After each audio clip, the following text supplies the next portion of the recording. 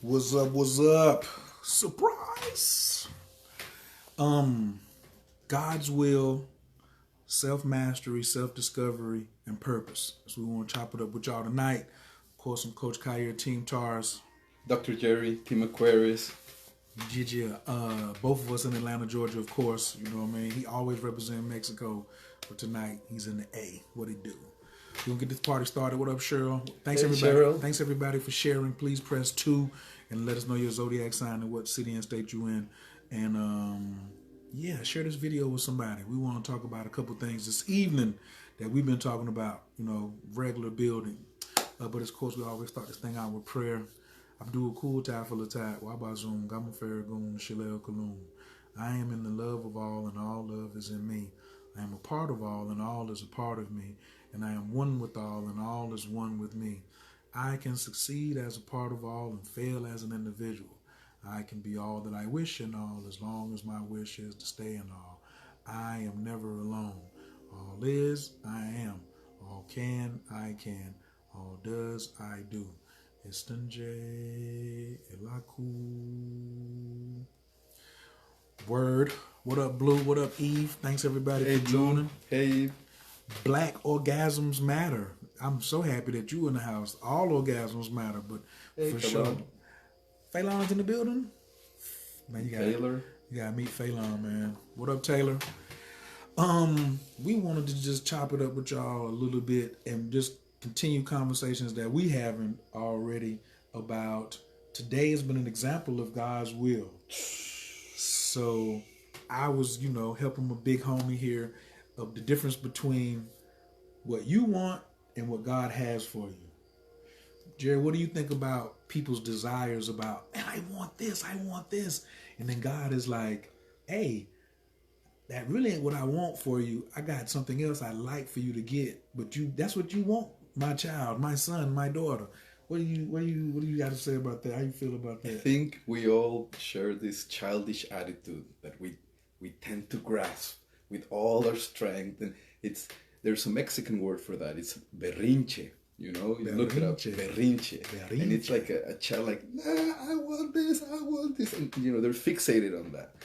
But the reality is that because we're not listening, we are not connected and like realizing that God loves us so much. Like we're definitely God's favorite children on earth. And He wants nothing but the best for us.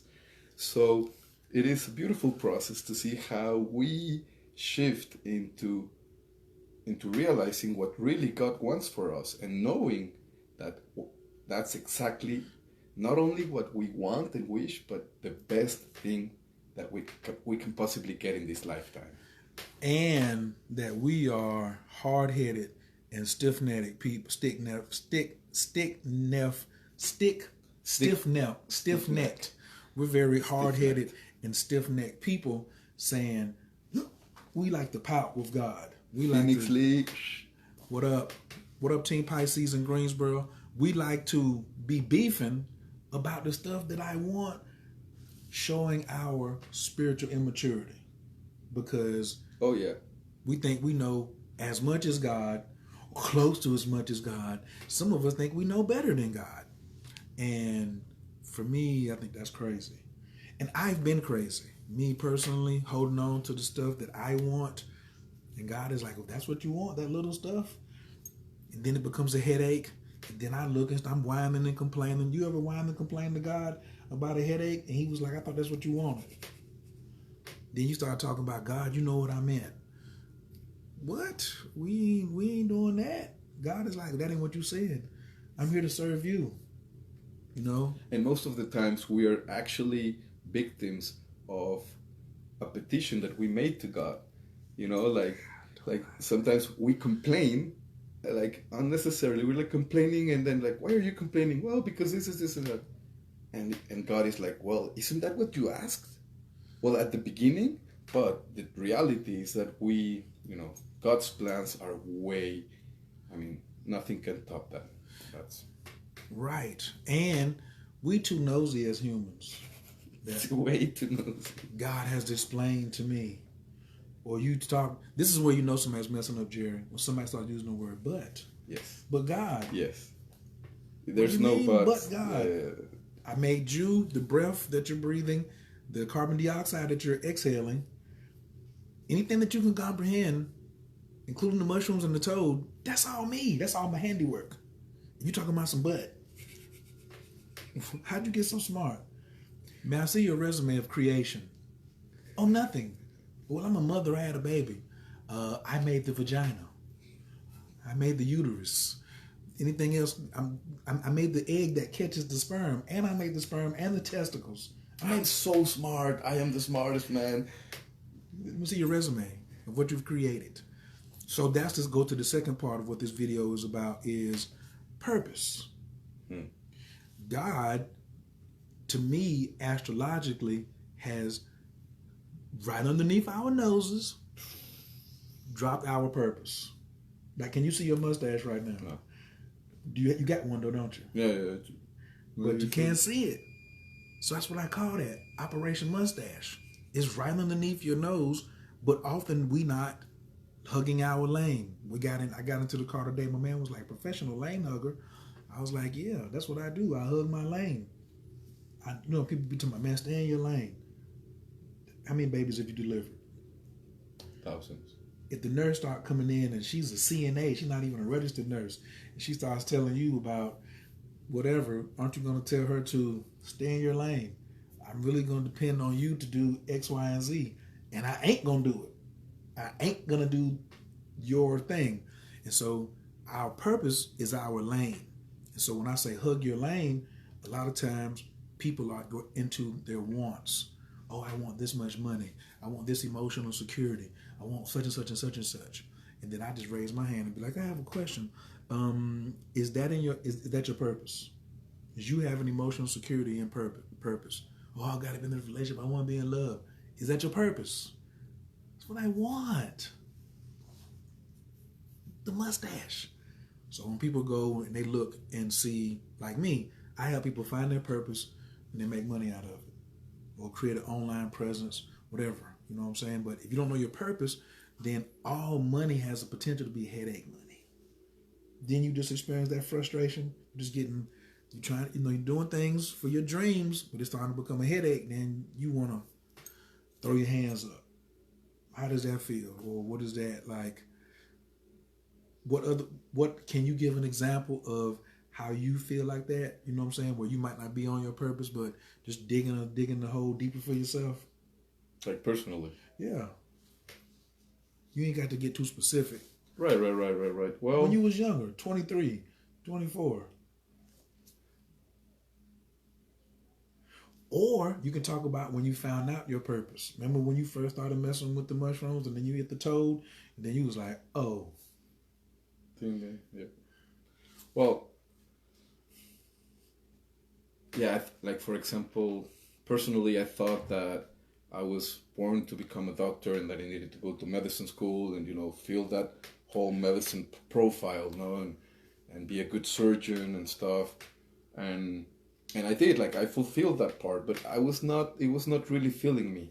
And of course, my encounter with plant medicines made it so much deeper and clearer, specifically my purpose of life, and it's just undeniable. Like, I've been doing spirit's work, God's work, and I knew it like with every single cell. So it was a beautiful realization to know what your true purpose in life is.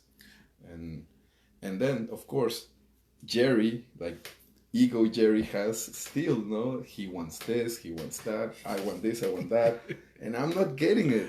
So it's like frustrating because like, what am I doing wrong then? Like, no, but yeah, it's all staying true to your purpose at the end and what feels right, and it's like the law of attraction at its fullest. When you're true to your heart, the whole universe conspires to fulfill your goal. It actually helps you. Like, if you want to go that way, and if it's your purpose, the wind's gonna be on your favor. Yeah, you know that. And if it's not, it's just crystal clear. You're gonna be, fighting it. Boom. So watch these two questions. So, boom. So me and you was having a conversation earlier today here at my house. Nobody was here. We went to the restaurant. and God sent another angel. Oh yeah. Oh yeah. From the kitchen. Oh yeah. That you never met. That was. And it seemed like he was either working for the FBI and had my house bugged, or I had him on speed dial and he was listening through my Bluetooth, or it was God. Because his accuracy and timing, he made him slide over. He was like, Gerry, slide over. You know how you be eating in the restaurant on the booth? My man come out from the kitchen. I'm trying to talk about the food. I mentioned one other thing. He was like, oh, let me tell you about slide over. And he gives him, he was just a little rougher with him than I was. I was like, oh, this is my friend. Let me tell you like this, Gerry. He was like, look, bro, how old are you? You know, I'm somebody older than you. I'm 52 years old. Listen, boy. It was like, okay. You know what I'm saying? But it was straight God. Oh, completely. I mean, we're beyond that. I mean, I even told him, like, from where we're standing, brother, like, we see God in everywhere. And it's, you know, we're seeing the signs and God is talking to us and everything. And it's just, and confirming it, it's even more beautiful because even the ride to the restaurant, no? Like, just those little signs. The driver happened to be from my hometown. Like, what are the odds, no? And stuff like that. And then we arrive at a place and then the chef turns into Yoda and boom, on the starts hitting me right on the spots. He's like, and I'm just like, literally tears came out of my eyes. I started crying and having this beautiful moment on the restaurant, and because I'm seeing God and I'm hearing him, that he's speaking straight to me, and it's just like, wow, like how clear can that get, no?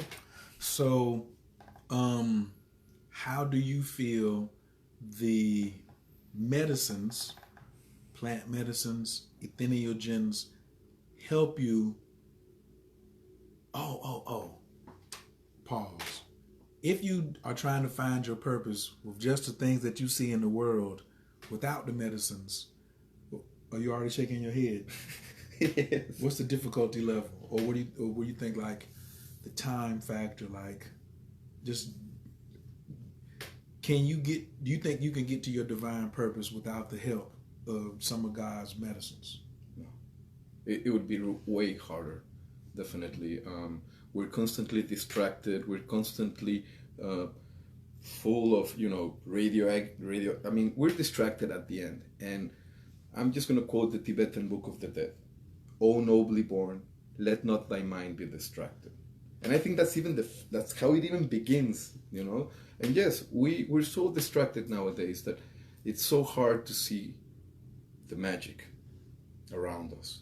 And it is there, like it is all the time, like. And through plant medicine, specifically through entheogens, there's just it's a guaranteed thing. You know, a depressed guy is not going to kill himself. Like a guy who did drugs, it's obviously not going to do drugs once he experienced full love, and so on and so on. So highlighting entheogens really show you your true purpose in life. So what is an entheogen?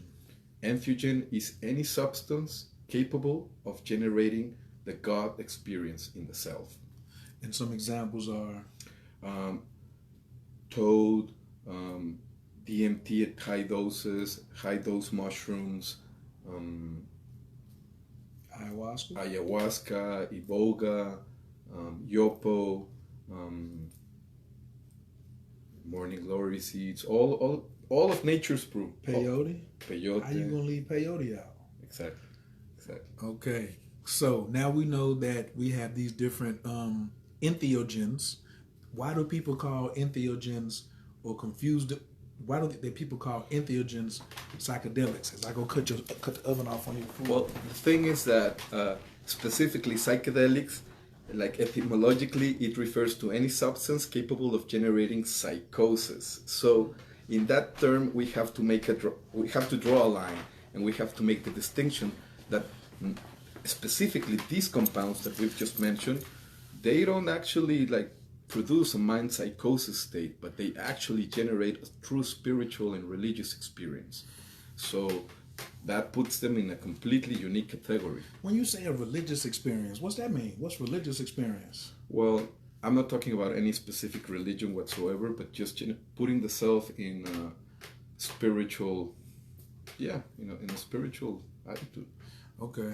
So that's a religious experience. People Well, call like it for example, I say it religious because Christians feel Christ, Buddhists feel Buddha, and so on. If you were raised in a religious manner, you can relate or you can have an experience that can. But yeah, I'm not talking about any specific religion. Now, somebody said I've been wanting to try DMT for years. Oh yeah, Taylor. I thought DMT was already in the body. Is DMT in the body? Uh, it's suspected that the brain produces large amounts of DMT at the moment of birth and at the moment of death. Why I can't have none in between? Unless you administer it exogenously or from an outer source. So yeah, you could absolutely induce this powerful experience by an exogenous Exogenous intake, meaning taking some from outside. from the outside to the inside. And is the DMT that was produced in my body, is it like sitting there and it's got like a wall around it and I can't like access it?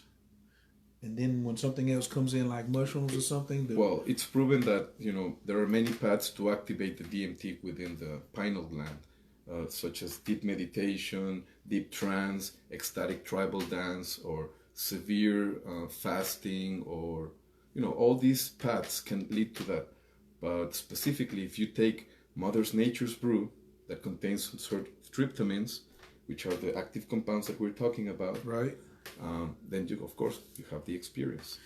So, and DMT is found like in all nature. What does it do?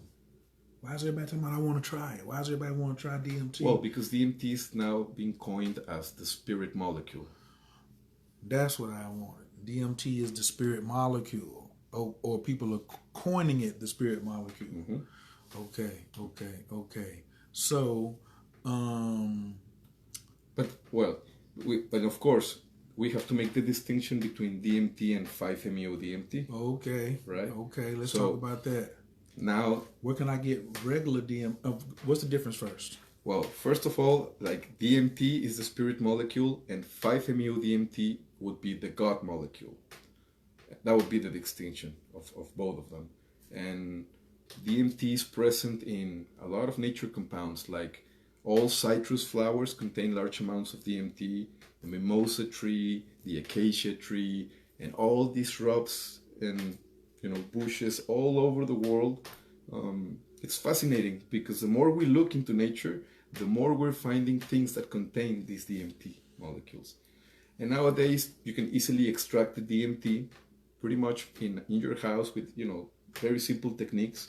And before they used to use like solvents in the extraction process, and now it's so easier that you can even extract it with limonene and baking soda. It's like so it's pretty easy. You can make your own DMT, and of course, if that's too techy or too chemistry involved, then you can grow your own mushrooms.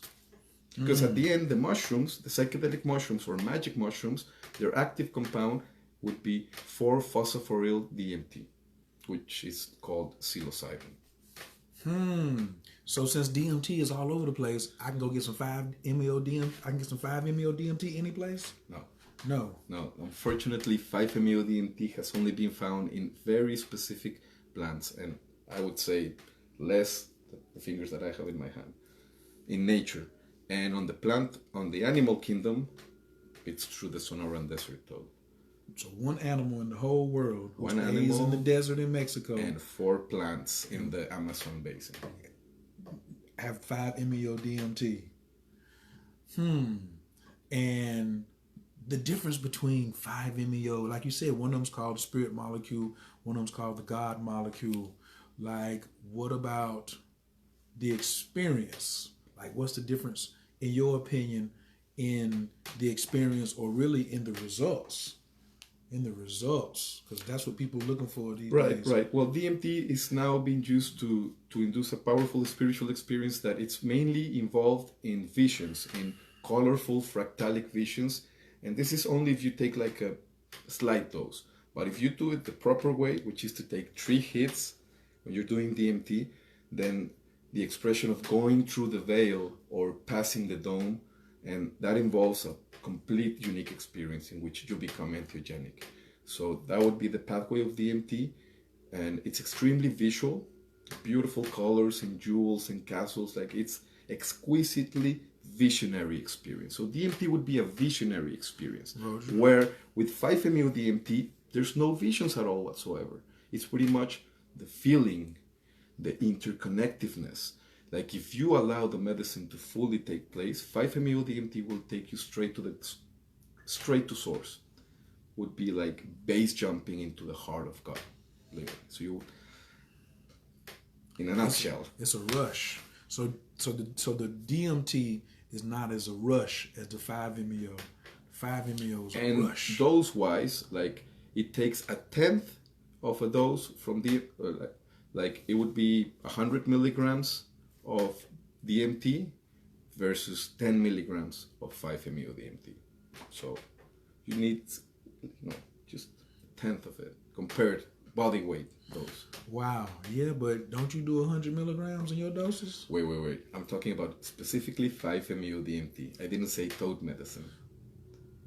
So there is a difference, right? Oh. Because unfortunately, science has now the knowledge to synthesize 5-MeO DMT on a lab setting, and of course the studies and stuff are like based on pure 5-MeO DMT. But we have to let the people know that toad medicine, the medicine contained on the toad itself, it's not only 5-MeO DMT, but also at least 20 different compounds, out of which at least 12 of them are unknown tryptamines, DMT-like compounds. Some of them, they even say that they're like in very, very small quantities, but I'm sure that they make the whole difference.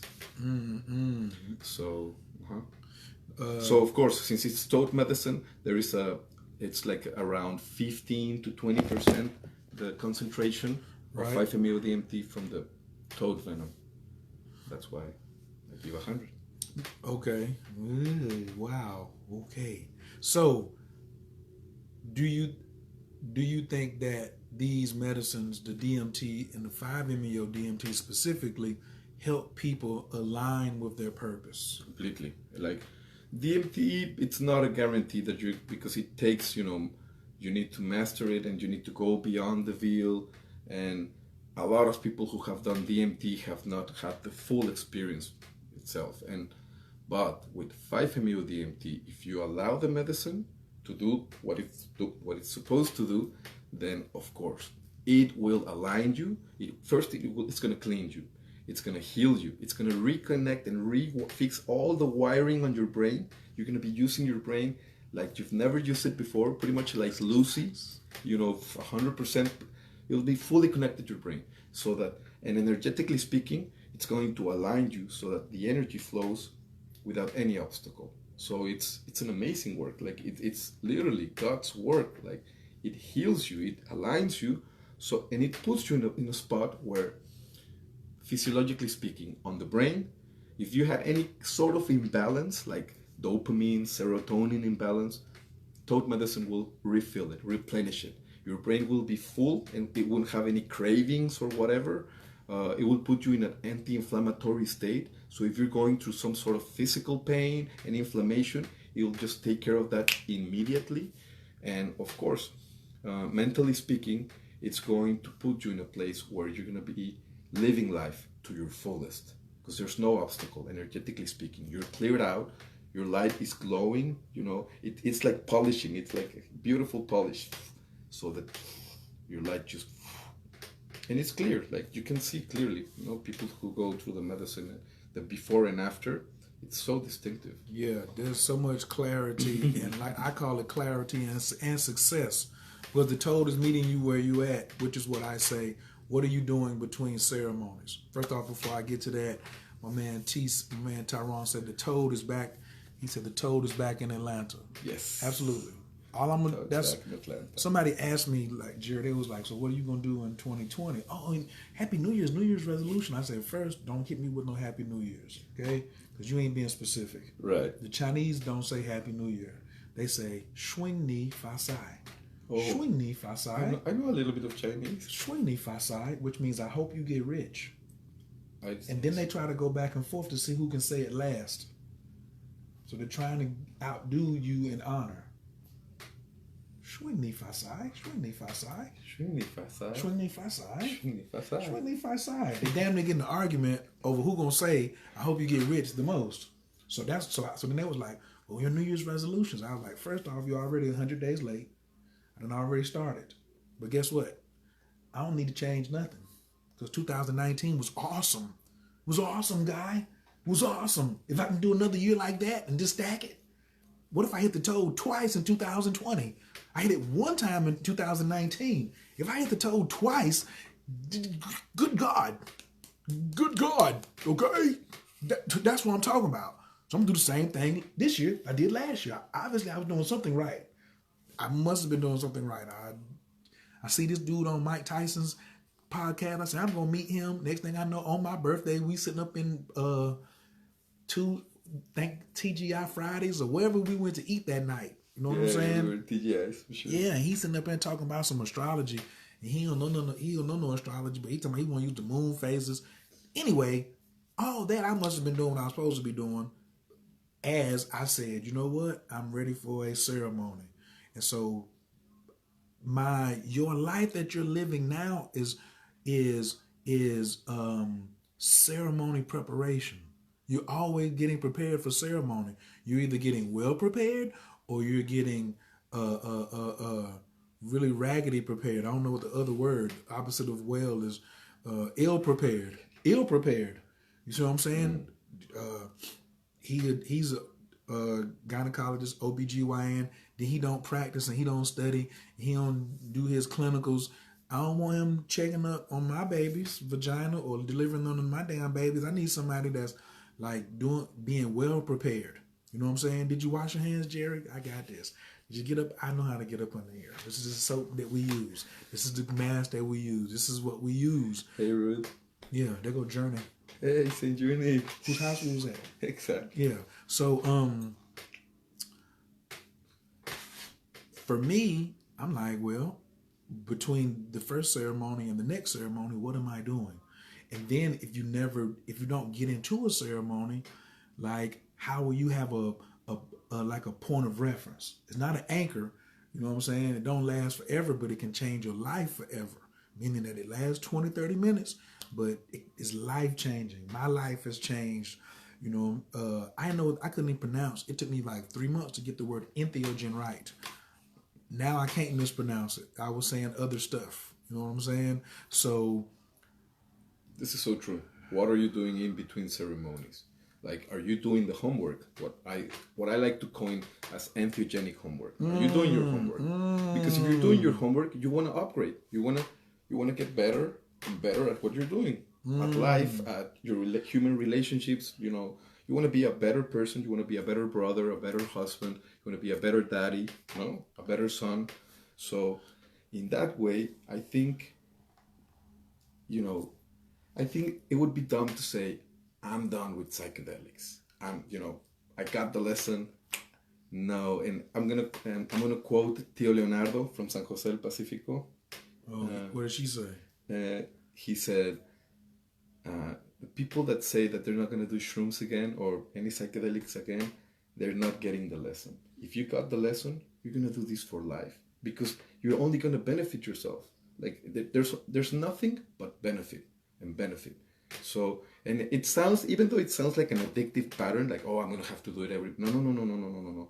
But I mean, tapping into that realm, tapping into yourself, like we have to cyclically learn to look at us at the mirror and analyze us like, okay, no, this is me, where am I going and stuff. And it is through these kind of experiences that are helping us to reach our true purpose in life.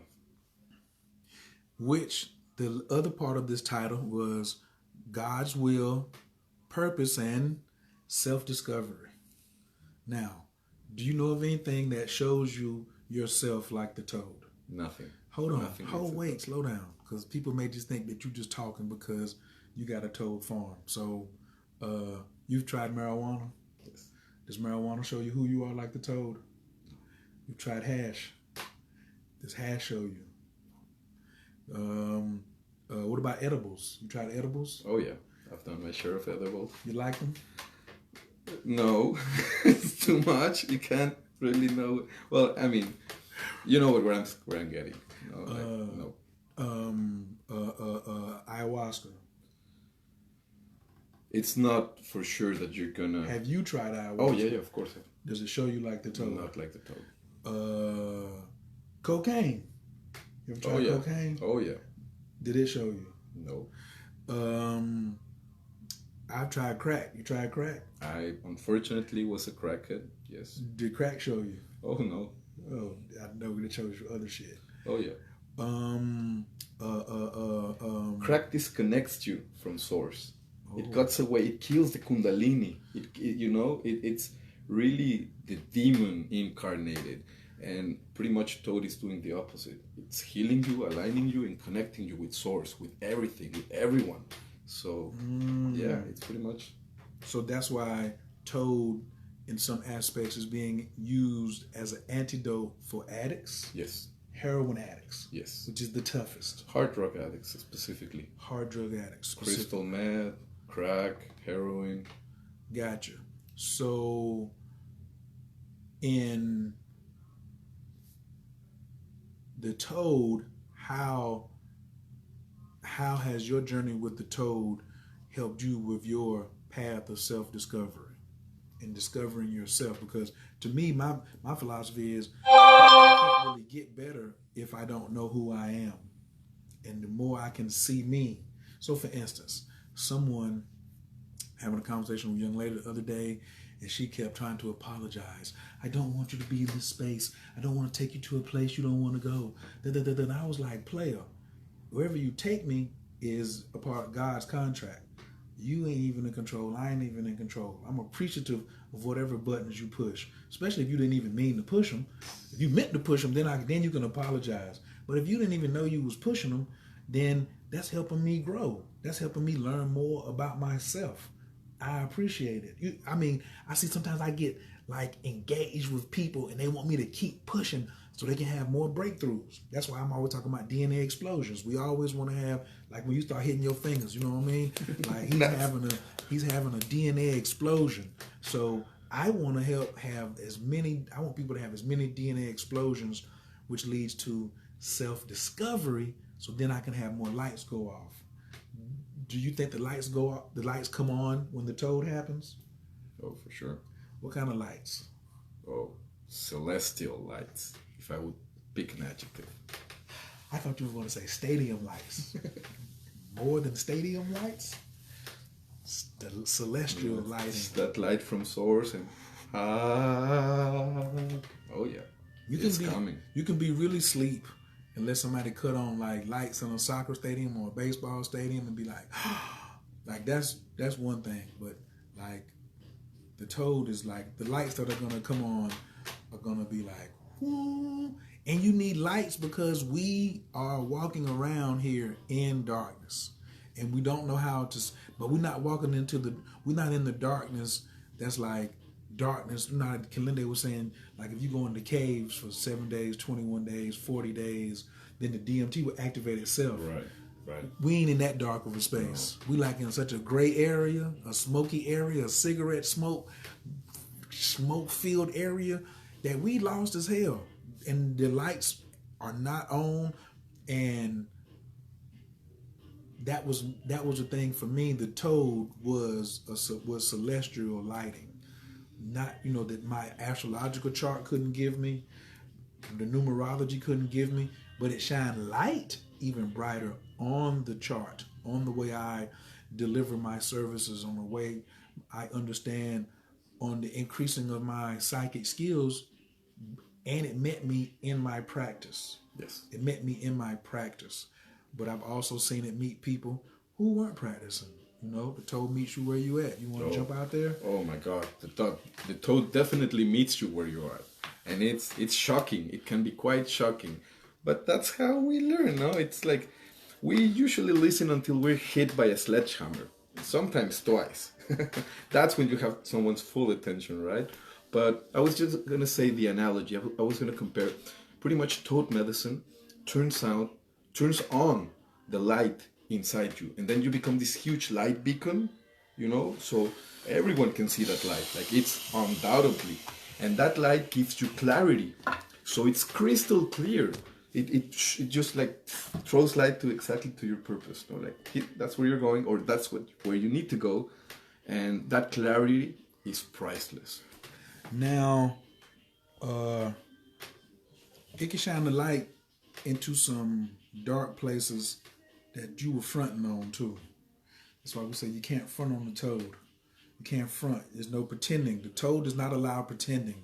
Like this dark area that you just don't want to talk about, the toad is shining celestial light right there. So you can dissolve it and resolve it. So you can move on, in my opinion. From my personal experience to, these little 100 people that I've seen show me, yo, they saw some dark places. The cat in Florida was saying, man, they showed me that if I keep living like this is where I'm going to end up at, and this is how I'm going to die, and I don't want to be there. I was like, what? He hitting the same toad everybody else hitting. I've seen, experiencing. Ain't nobody, you don't hit the toad. You get hit by the toad, okay? You don't hit the toad. Exactly. You don't try the toad. You don't hit that pipe. Nah, you experience it. Ruth James said, where are we at? We are in Atlanta, Georgia. Yes. We're in Atlanta, Georgia. Yes, and so we have ceremonies planned for the 24th, but Gerry's here early. So if you're in Atlanta, Georgia, and you want to experience the toad before the 24th, then guess what?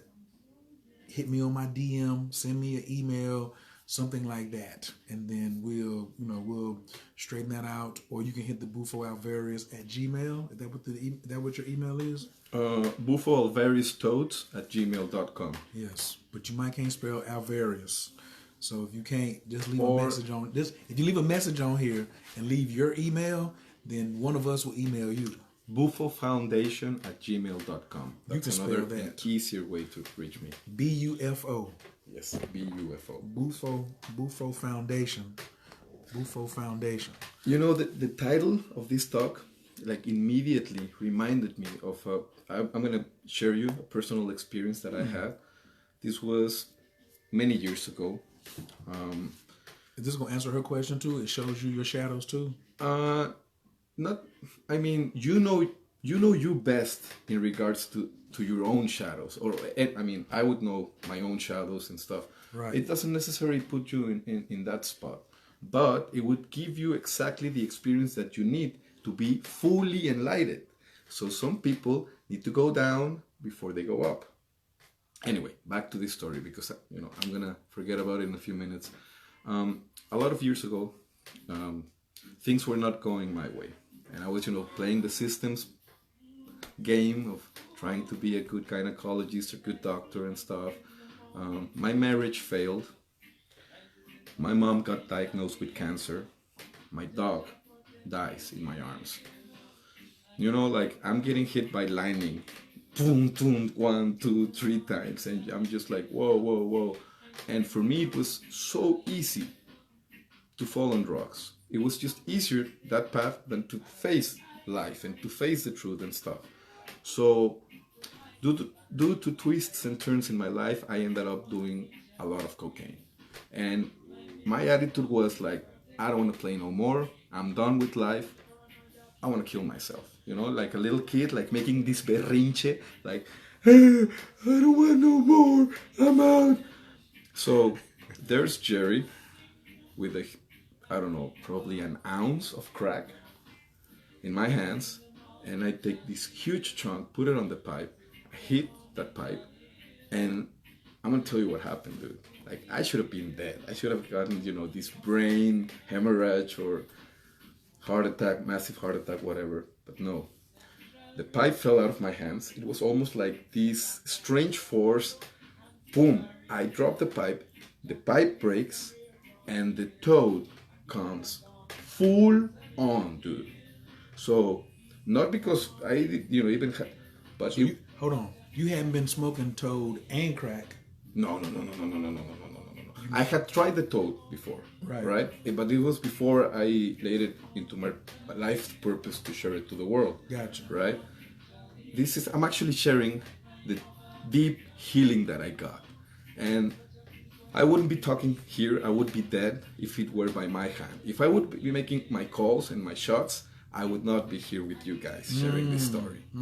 What I'm trying to say is that there is a spiritual world, whether we like to believe it or not, whether we see it or not, it is there. It is interacting with us. And when we leave this physical plane, we're going to go there.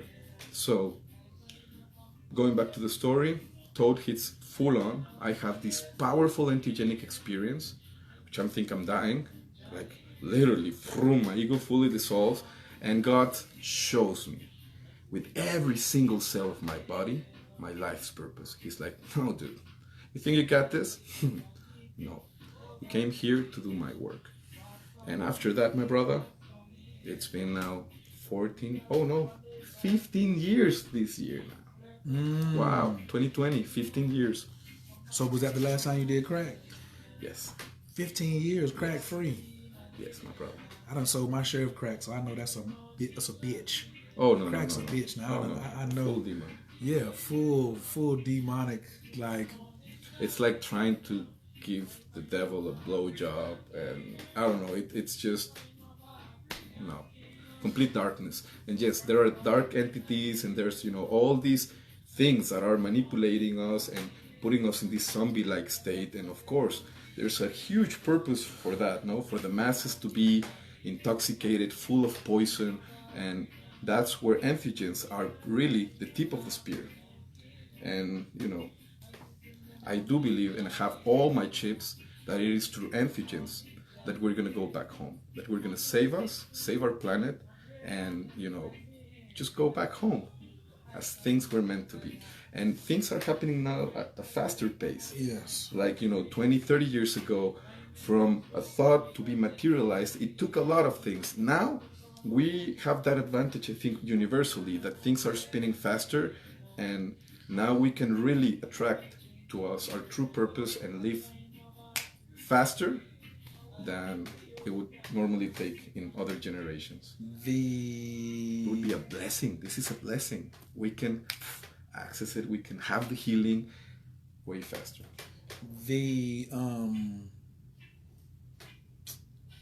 The proof is in the pudding. Why don't you just try it? That's a rhyme from KRS-One. He says, the proof is in the pudding. Why don't you just try it? So, like, I was just telling him earlier, like, I'm sitting there thinking, like, 7 months. I tried the Toad one time, and in 7 months, I'm getting more clarity than 48 years of living. And not just that. Oh, easily. Like, December was a very profitable month. I'm meeting the right people. Hey, Leo Queen. Yes. La Shonda. Hi. Foundation Bufo Alvarius at Gmail. Who is that? Is that you? Yes. Foundation?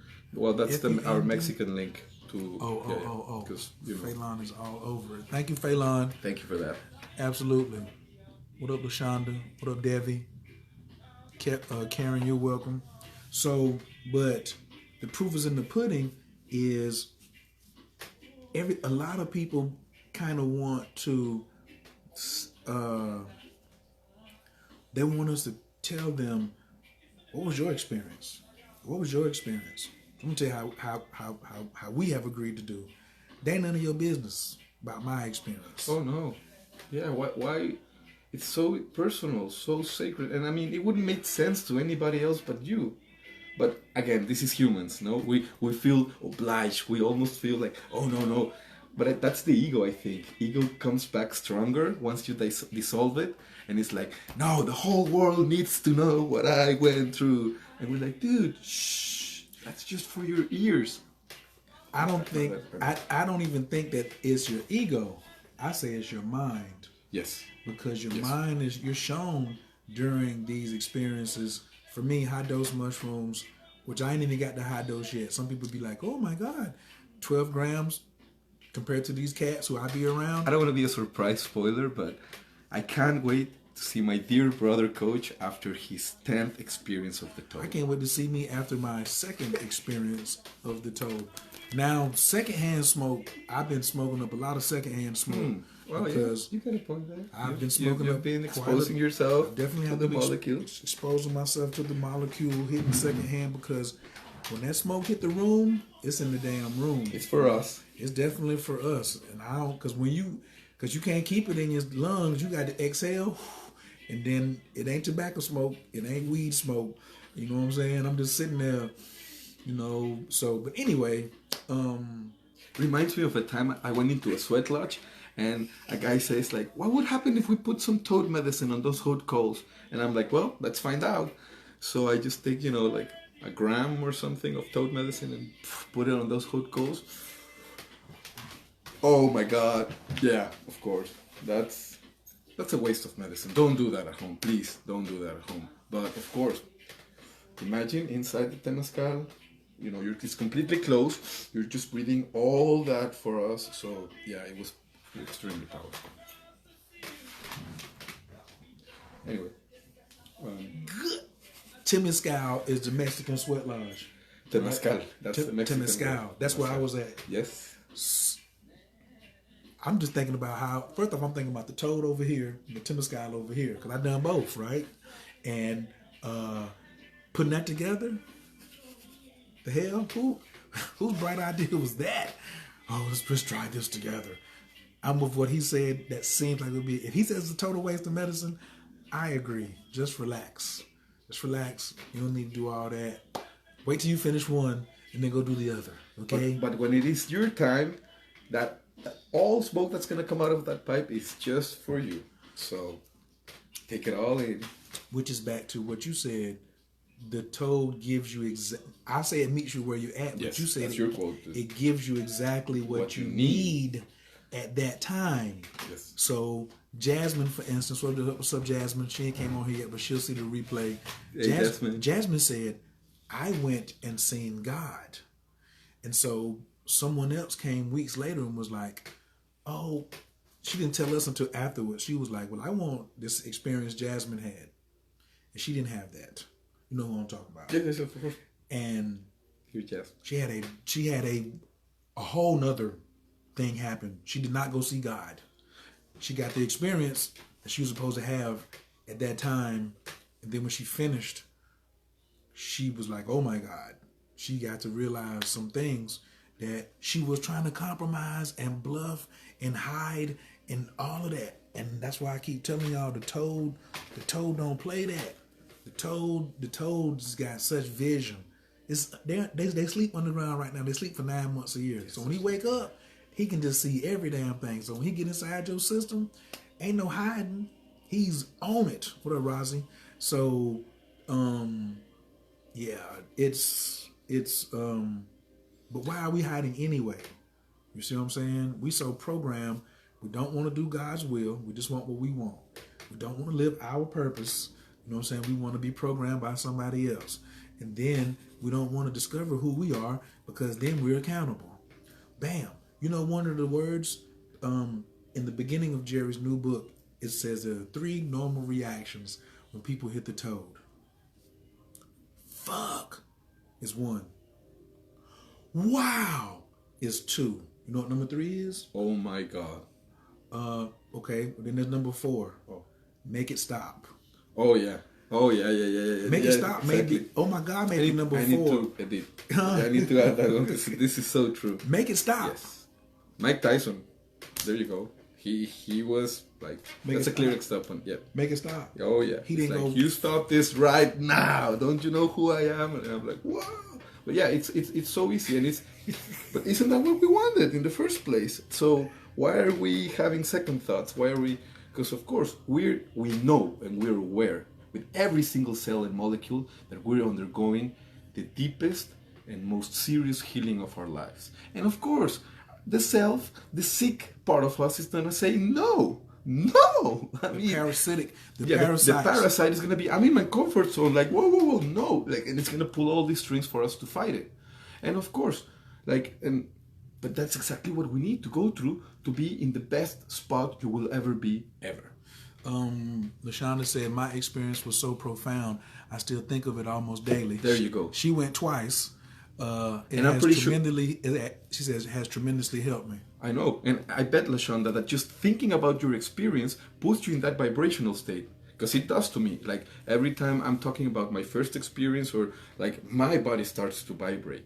So it is not, it is not only hitting the pipe or letting the toad hit you, but what are you going to do afterwards? And most people want to reach, wants to reach that level again. And it's been of my personal interest that there are ways, there are personal rituals that we can do, not to have the same experience, but to be reminded, and hence prolong that state, that state of well-being, that high vibrational state. Basically, we're speaking about retaining that light for as long as possible. One thing I do is cut mofos off. I cut niggas and motherfuckers off who ain't helping that vibration carry. Leeches, spiritual leeches. That's in people. And then it also, the toad got rid of most any spiritual parasites that's on you. The toad is gonna bust your head. You know what I'm saying? It's gonna bust your head. But then I gotta do the job after this. Yes. So we have toad is not a magical bullet, you guys. Yeah. No, you need to do the work. I mean, it'll be the triggering point. It would be exactly what we need to, but then it is up to us, of course, our choices. No. Yes, absolutely. So we got two questions. Somebody says, how can we prepare before the toad? And then Cheryl says, so how do you hold space when someone is in that state? Cheryl, there are a lot of... Let's go. How does a person prepare for the toad? Then let's go to how we hold space. How can we prepare for the toad? Because, pause, I want to let you know there's a big difference between how we do it and how Octavia does it. So a lot of these busters out here is trying to put him and Octavia in the same boat, and they're not the same person. No. Okay? Oh, so we hold space quite differently, but we're going to talk about how you prepare, you know what I'm saying, before the toad. Well, specifically, there's no dieta involved. And basically, nothing can prepare you for the experience. I only advise people not to have any food or liquids 4 to 6 hours before the experience. And this is obviously to reduce the chance of vomiting and hence high, choking and, putting yourself in an unnecessary risk. So that's on your side. And the best preparational state is attitude in life. And that is shifting yourself into a receiving mode, putting yourself into allowing the medicine, being as relaxed as you can, and releasing when it's time to release it. I'd like to add one more as a rookie. My rookie suggestion is being cool with dying. Yes, of course. Ooh, dude. He nailed it. Yes. Why this do you is feel so I nailed important. It? Why do you feel because that? this is at the end. You want people to be cool with dying? If you're okay with the idea that you're gonna die, you're already on the other side. You're already on the other side, and we have to be okay with that.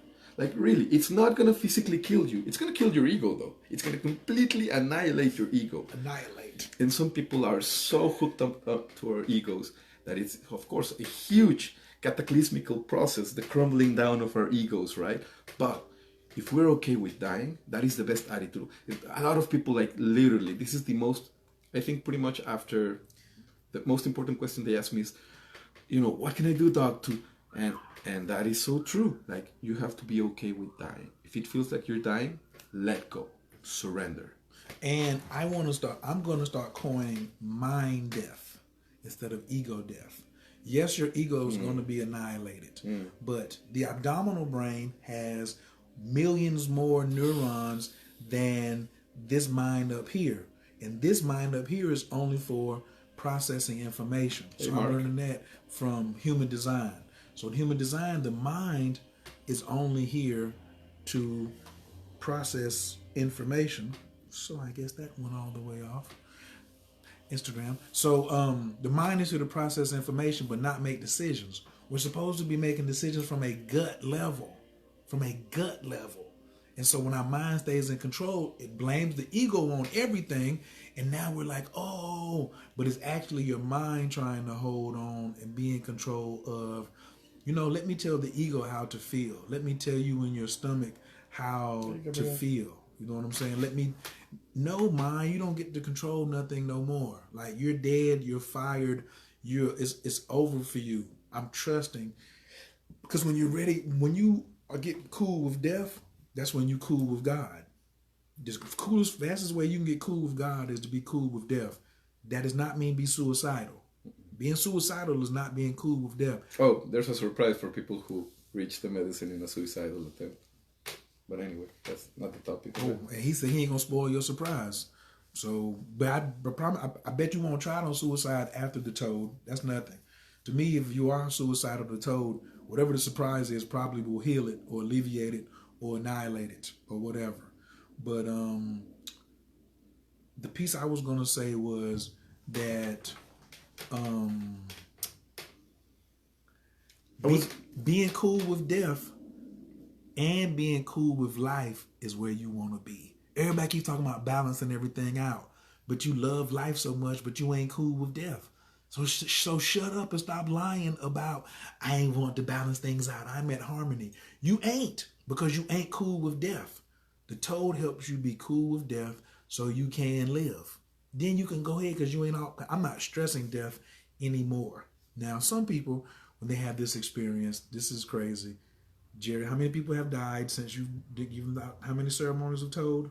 More than 7,000 ceremonies in over deaths? 40 countries and 0 deaths under my table. Now, if nobody's died, some people come back. I've seen this, and they be like, I was right there at the white light, and I chose to come back.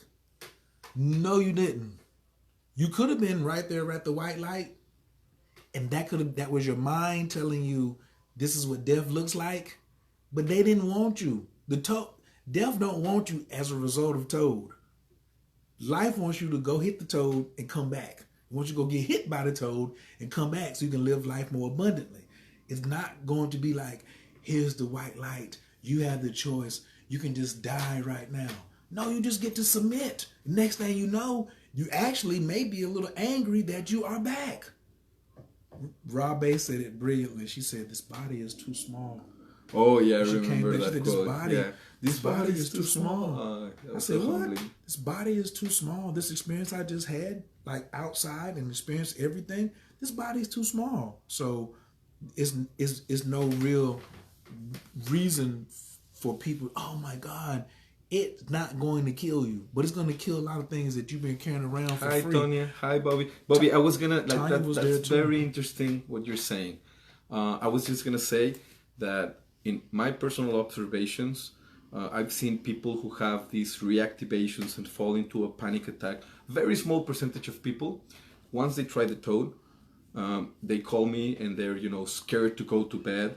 They're scared to go to sleep because as soon as they go to bed, toad comes full on, and they're scared that if they actually, let it happen, they're gonna die. And so they're super freaked out, and they're even scared to go to bed. But I do a personal analysis on those persons, and I first analyze their experience, and I realize that 99% of those people did not embrace the art of dying or the process of dying. So they were fighting it the whole time. So what happened is, if you fought it the whole time, and sometimes you can't control this, of course, because, you're like, no. Sometimes it's not, it could be a choice, but for some people, they just like, no, right? Even though you had an experience, in a very deep, you didn't allow the whole process to take place. And since the process didn't take place, and I see it as a personal call from God telling that you are in serious need of mind dying. And that's why it's following you home, to bed, to your work, and it's like, when are you gonna let me heal you? And of course, the usual pattern is, as soon as you embrace it and relax and allow the process to take place, boom, it happens and it's gone. You're back, and if you got the lesson, if you listened to God's message, of course. So we normally tell people that the toad is going to revisit you 24 to 72 hours after your first experience. It took 7 days for it to come back for me, but I was probably looking too hard. Some people even 2 weeks. I was like, where? So I was like, see, I'm different. They're wrong. Let me go ahead. It's been 6.5 days. Whoa. I had a friend of mine, she went to Bali, right after that. She said the toad revisited her in Bali. She said that then it came back again 2 weeks ago. So He gonna come back the same like originally to give you what you need at that time. Which is what happened to me, many years ago when I tried to kill myself. It came. Right now. Full on. This is what we're gonna do. Right here. This bullshit. How am I gonna get out here if you fucking around and kill yourself? Dumbass. Slow. They pimp slapped. Right? I had a reactivation a few days ago in bed. First bufo ference was 10/27/19. So that's October 11, 27. 12, 6, what's the 8, 10 weeks. And that's my other thing. Awareness. And then Bobby says, I freaked out for a split second until I realized what it was. I then told myself to just let go and accept whatever comes. And it was beautiful. It was too short. It was too short. Right. Right. Thank you for sharing. What up, Tony? What up, Kandaka? Kandaka. In the building. Rude. The live. What up, Bobby? Yes, the reactivation was great, but too short-lived. But look, if you in Atlanta and you want to run it back, we here. Okay? So we letting y'all know, yes, our official dates are still the 25th and the 26th. We want to do a lecture sometime before that. Mm-hmm. That Friday night for certain. We were going to do one next weekend, but then we looked at Coach Khayr's schedule, and Gerry knows I'm working on a project that is toad infused to help some things that I want to complete. And so I'm absolutely certain. But then when I told him, he was like, so when's the last time you had some toad? Or when you going to do the toad? He looking at me because he already know, how things go without spoiling my surprise, which is excellent. I don't need all that. Do you have it? Yes. Can I get some? Okay. I'm fine. Because I ain't going to be asking all them questions. That's not me. I'm going to have my own personal experience, just like I did before. I ain't looking for the same first experience, right?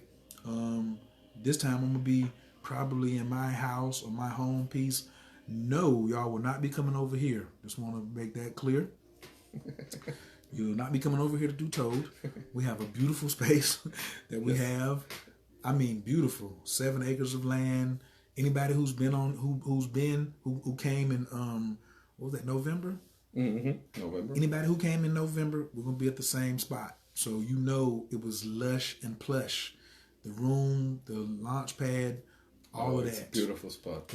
It's way flyer than my spot. But this is my spot. You know what I'm saying? So I can probably get by, and hopefully I can stay in the Buddha state and I don't go and I'll turn to a roller. And if I want to be a screamer, I'm at the crib. I'm playing. And I got my folks in here that's going to make sure they take care of me. I ain't worried about, So, hey, Tanya, I love you too. I love you, Tony. Taylor, Francis, Monique is in the building. I'm still a little scared of smoking the DMT and have some trouble keeping mushrooms down. Are you eating before you do the mushrooms? The mushrooms and the toad don't like food. Mushrooms and the toad you got to fast 4 to 6 hours before you go in to the mushrooms. Or what does Kalinda call it? You gonna see your lunch or something like that? You gonna barf the bag? Yeah. And I mean, if you have tried it with fasting and it's still, hard to keep the mushrooms in, a humble suggestion is that you can do a tea of the mushrooms and then just drink that water, and that way it'll be absorbed, and then it'll be easier for the medicine to go into the bloodstream without trying it out. I like how Amina does hers. Amina takes it and puts it in the bullet. Right, and there's also all these admixtures like cacao, like honey, that make it more absorbable, and it could even enhance a little bit the experience. Yeah, but me, I like to put what is that, AEO inhibitor? What are the inhibitors? Oh, the MAO, MAO. MAO inhibitors. I like that. That's because that's how I start. Not with the toad. I don't need it. No, with the toad. That's a contraindication, by the way. But yeah, MAO inhibitors enhance the tryptamines. Any tryptamines that you're going to take, it will enhance it. It will put the body at more open for the tryptamine to have the experience. So common MAO inhibitors are Syrian rue, ayahuasca bark, passion flower tea. He trying to damn near give away my formula. So this is a good time for me to make my announcements. So Silohuasca, that's called silohuasca, by the way. When you take the MAO inhibitor and then you take mushrooms, that's called silohuasca. Silohuasca, and that's pretty much close to a 5-MeO DMT experience yet now. Oh, so that must explain. Remember what I told you when I was in Oaxaca, I didn't have any MAO inhibitor, but every time I've taken mushrooms, I do them the same way. So, Amsu, who was my first sitter, he's a mad scientist. So, we know. So soon as I came, he was like, drink this Syrian rue. I was like, what that? Just drink that. So I doused the Syrian rue, and then it's like, boom, make some tea and put some passion flower in it. Okay. And I got my mushrooms in there. Then after that, when I started going by myself, you need to wait like half an hour, 45 minutes after the tea, then you take the shrooms. Oh, mine. Or were boiled on. I mean, yeah, you're gonna benefit either way. But then he was like, put some deer tongue in there, and then put some blue Valerian or blue Valerian or something like that. So I have a whole. But not blue lotus flower. Not blue lotus flower. Blue something. Blue Valerian. I don't feel like going to the kitchen and getting it. But this year, Spirit told me I'm supposed to be facilitating mushroom ceremonies. So I'll be like maybe once a month. I don't know about twice a month yet, but once a month I'll be getting a secret location, and I'll be sitting for 3 people at a time. Okay? And you'll either be doing 5 or 7 grams of magic mushrooms, and you'll be taking my special blend, which is the deer tongue, the Syrian rue, the passion flower, and the blue variant. And Varvain, that might be it. But when you put that in there, and what I do, I boil all that down. I boil all of that down. I use 1 cup of water because I know that a part of the water is going to evaporate. And then I put the mushrooms in there. As soon as it gets to a boil, I cut it off, cap it. That's when I'm going to take my shower. Because now by the time I finish taking my shower, it's been steeping for like 30, 40. Look at him. He see the formula. He know now it's going to sit there for 30, 45 minutes. I can see him already. Then I come back and I start sipping. And this last time, I ate a half an orange. Exquisite. I ate a half an orange. I put the orange in there first as I was drinking all that. So as I sip, I have a spoon and I eat my mushrooms. Because of course, if you soak the mushrooms in citric acid, it'll release the alkaloids faster for them to be absorbed by the gut. So I don't soak them in the citric acid. I just put the citric acid down first. So the citric acid is going down, waiting for me to bring in the MEO inhibitors and then the mushrooms as I chew them up. But I want to do it I want to take it, blend it up, especially as I get to like 15 grams and stuff or higher doses. I want to powder them, drop them in some pineapple juice, and then mix my formula down in there. I might make a very potent tincture and then mix that with the pineapple juice, drop the mushrooms in there, and then hit that. Because my bladder, I can't stand how mushrooms play games. Mushrooms like to joke with you and be sending going you to piss, right? I think that's a common factor in all mushroom experiences, no? Like, if you don't believe in fairies, don't mess with the mushrooms. To the toilet and you're like, oh man. Don't mess with the mushrooms because there's a urine fairy. That's how I feel. It's got to be a urine fairy, and that joker is like, I want offering. I want this offering right here. Bring me this offering, because I open the toilet and I see these damn fairies. They're there too. I am not hallucinating. Whatever you see on your mushroom, that's for real, for real. Like the veil has been removed. Swing. So I'm like, okay, I'm back. Here you go. You can have this. It's like, okay, now you can go back to bed, and I'll call you in a few minutes. You call me in a few minutes. I only drunk a half a cup. Shh. I need my offering too, because the bathroom is a whole nother situation. So yes, we're gonna there. You're gonna have the setting. I'm gonna have the setting set up. You'll probably arrive around 6. We're gonna go in on the mushrooms at 9. I'm gonna sit for 3 people. Everybody's gonna have their own bedroom.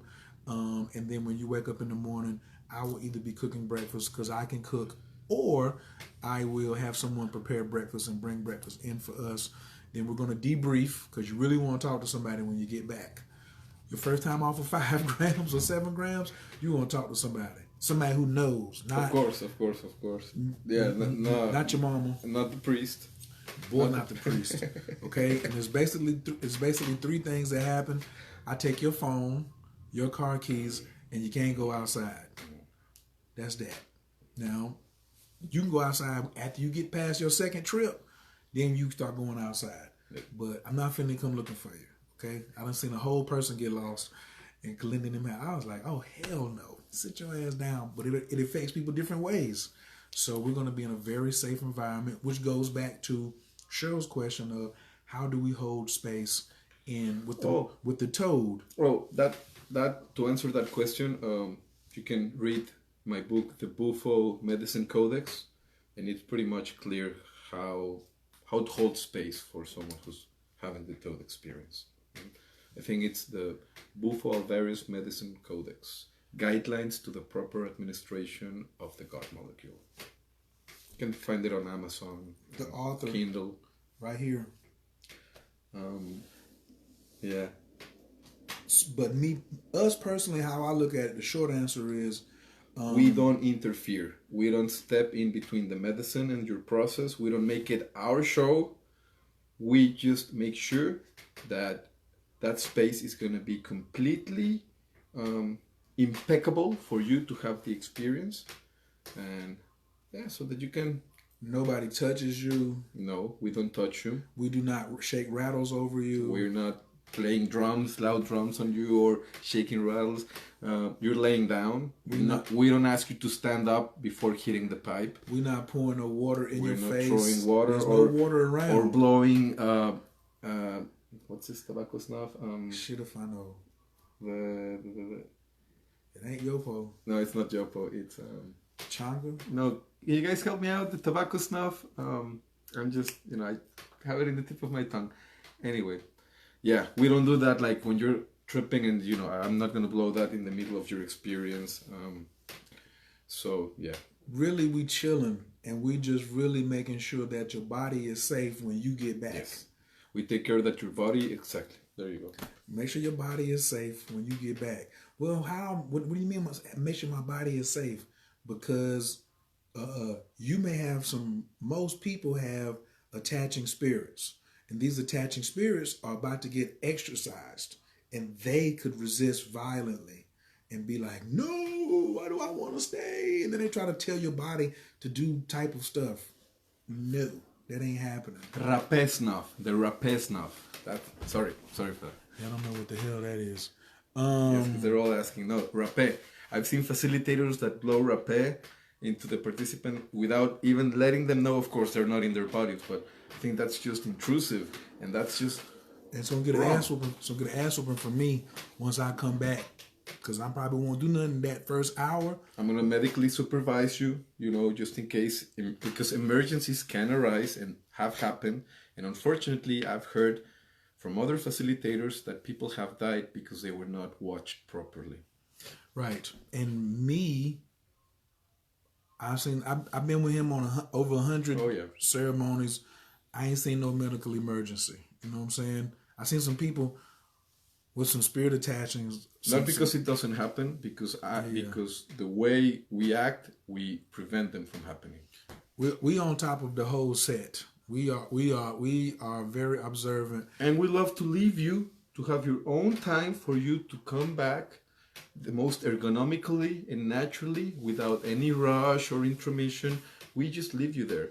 We don't even put ourselves in between like, hey, we did. No. We just leave you so that you can come back to your body. Obviously, once you're safe and you're coming back into your body in a safe manner, we just leave you for yourself so that, you know, what feels right.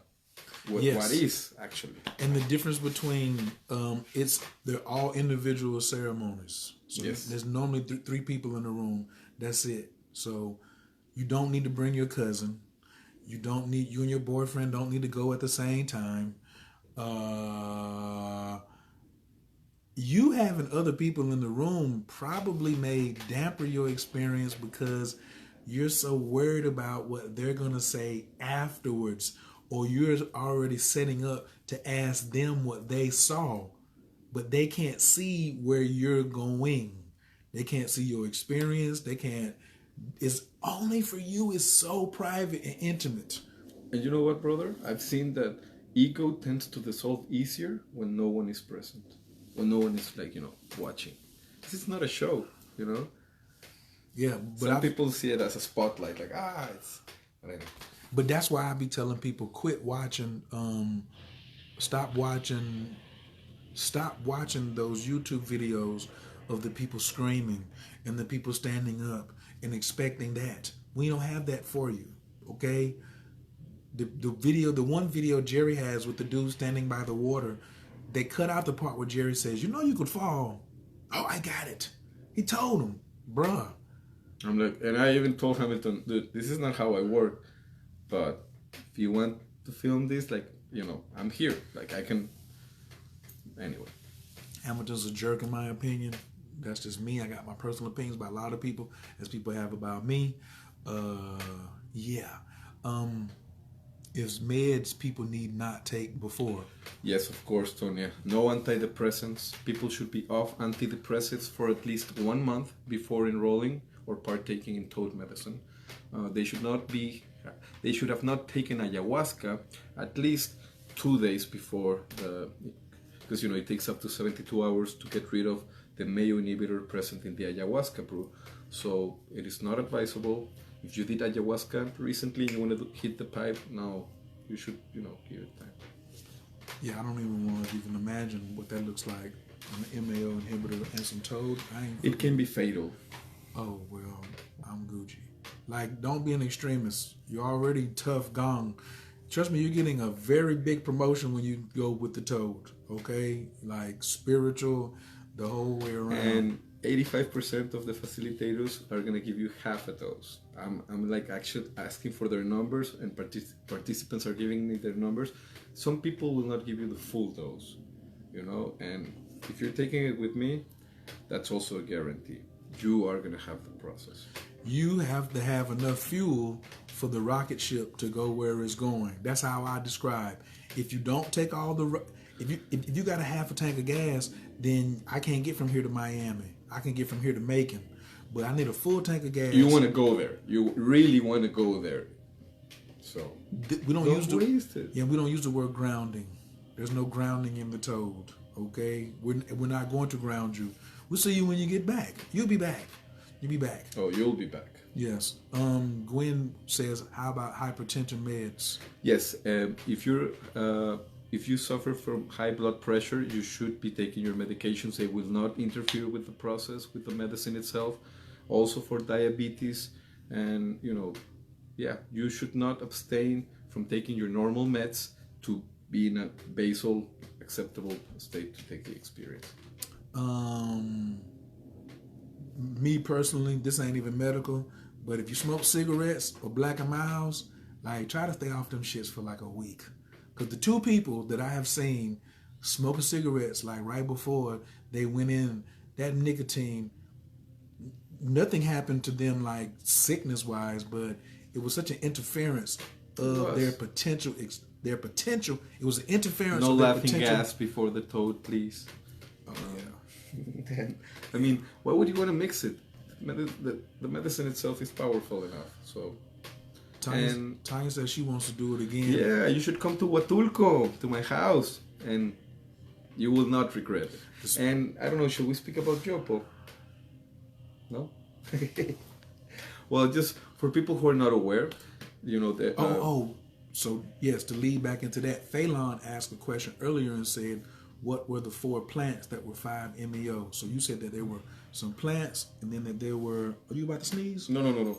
Oh, Yes. you said that there were 1 animal and 4 plants, and Yes. she wanted to know what the plants were.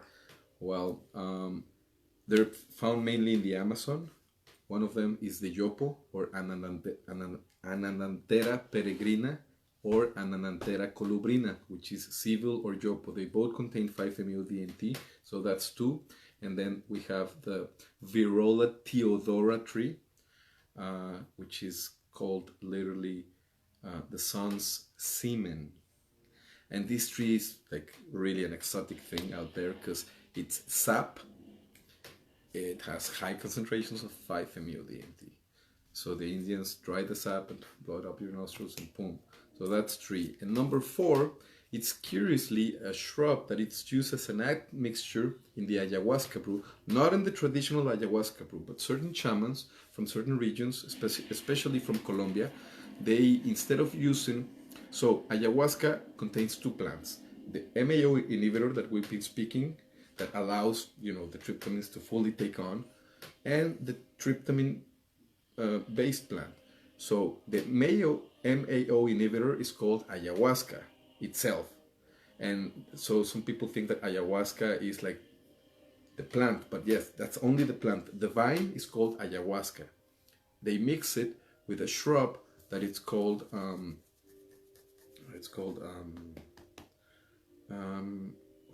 anyway, the shrub contains DMT, and they have to mix these 2 and brew it to make the drink, which is called ayahuasca. So what I'm trying to say, in certain regions, instead of using this traditional shrub, they use another one called chaliponga.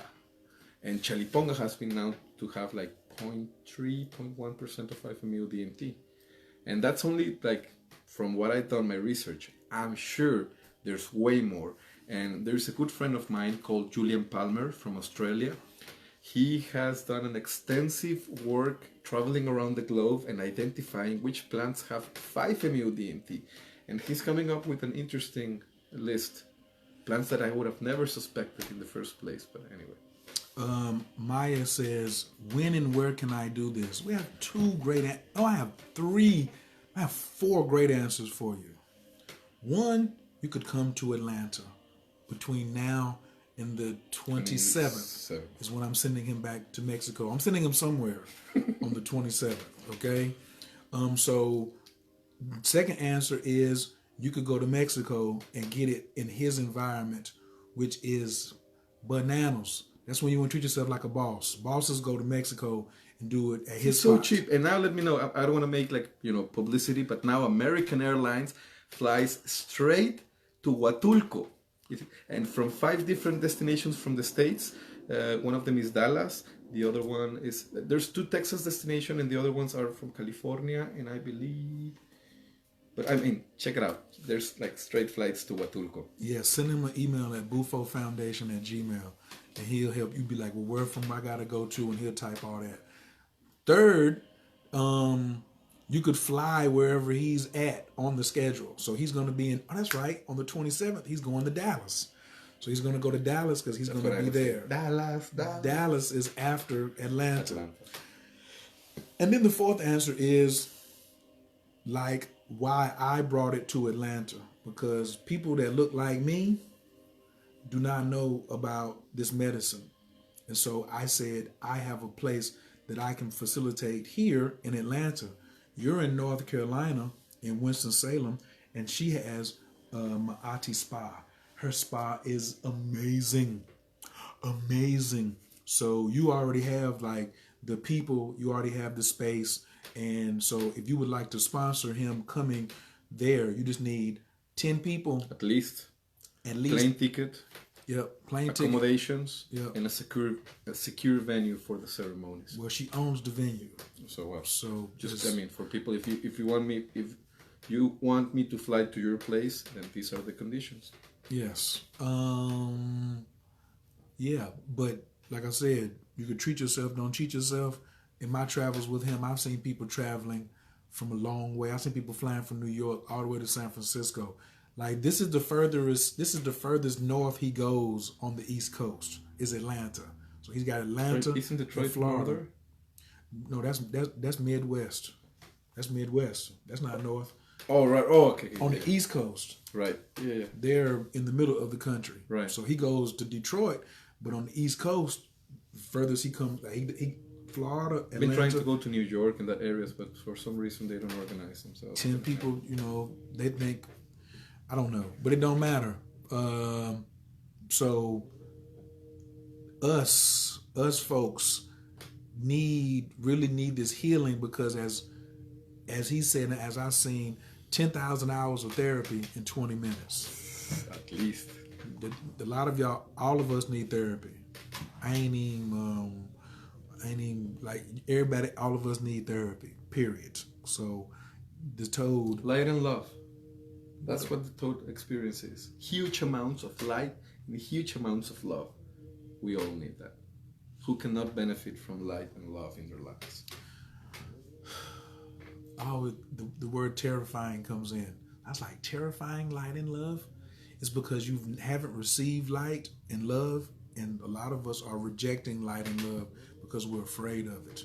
And because we know we've been dwelling in darkness, and that light is going to clear all that darkness from our life for once and for all. So of course, it's also normal to be scared if you're in front of something unknown. And such an experience, if you did your homework, of course it's going to put some anxiety on it. But that'll be my job also, not only to supervise you medically, but to remind you to relax, to trust, to open your heart. Relax.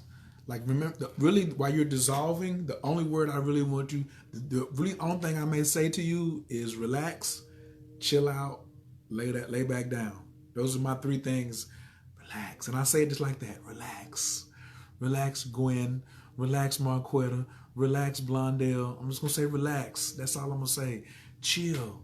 It's okay. Chill. Right? Like, that's all we're going to do. Blondell said, where in Dallas? You know good and well, I'm not about to tell you where we're going to be. It's a private location.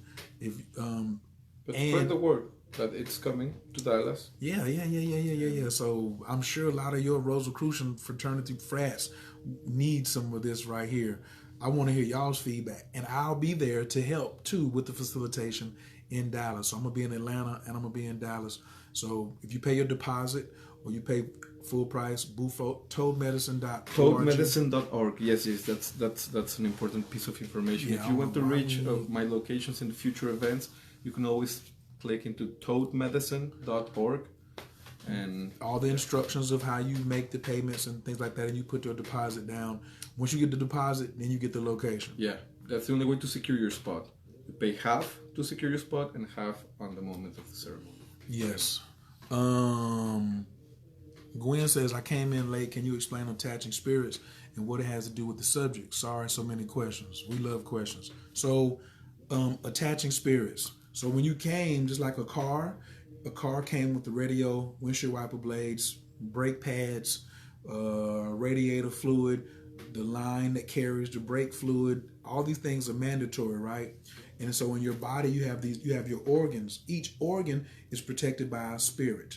So there's a spirit that protects the heart. There's a spirit that protects the lungs. There's a spirit that protects the prostate. There's a spirit that protects the white blood cell. There's a spirit that represents the skin. Or the lung. Skin's the largest organ on the body. So when you start violating these spirits through spiritual immature acts and profane methods, berrinches, whatever that means. We said it in the beginning. Yes. Childish manners,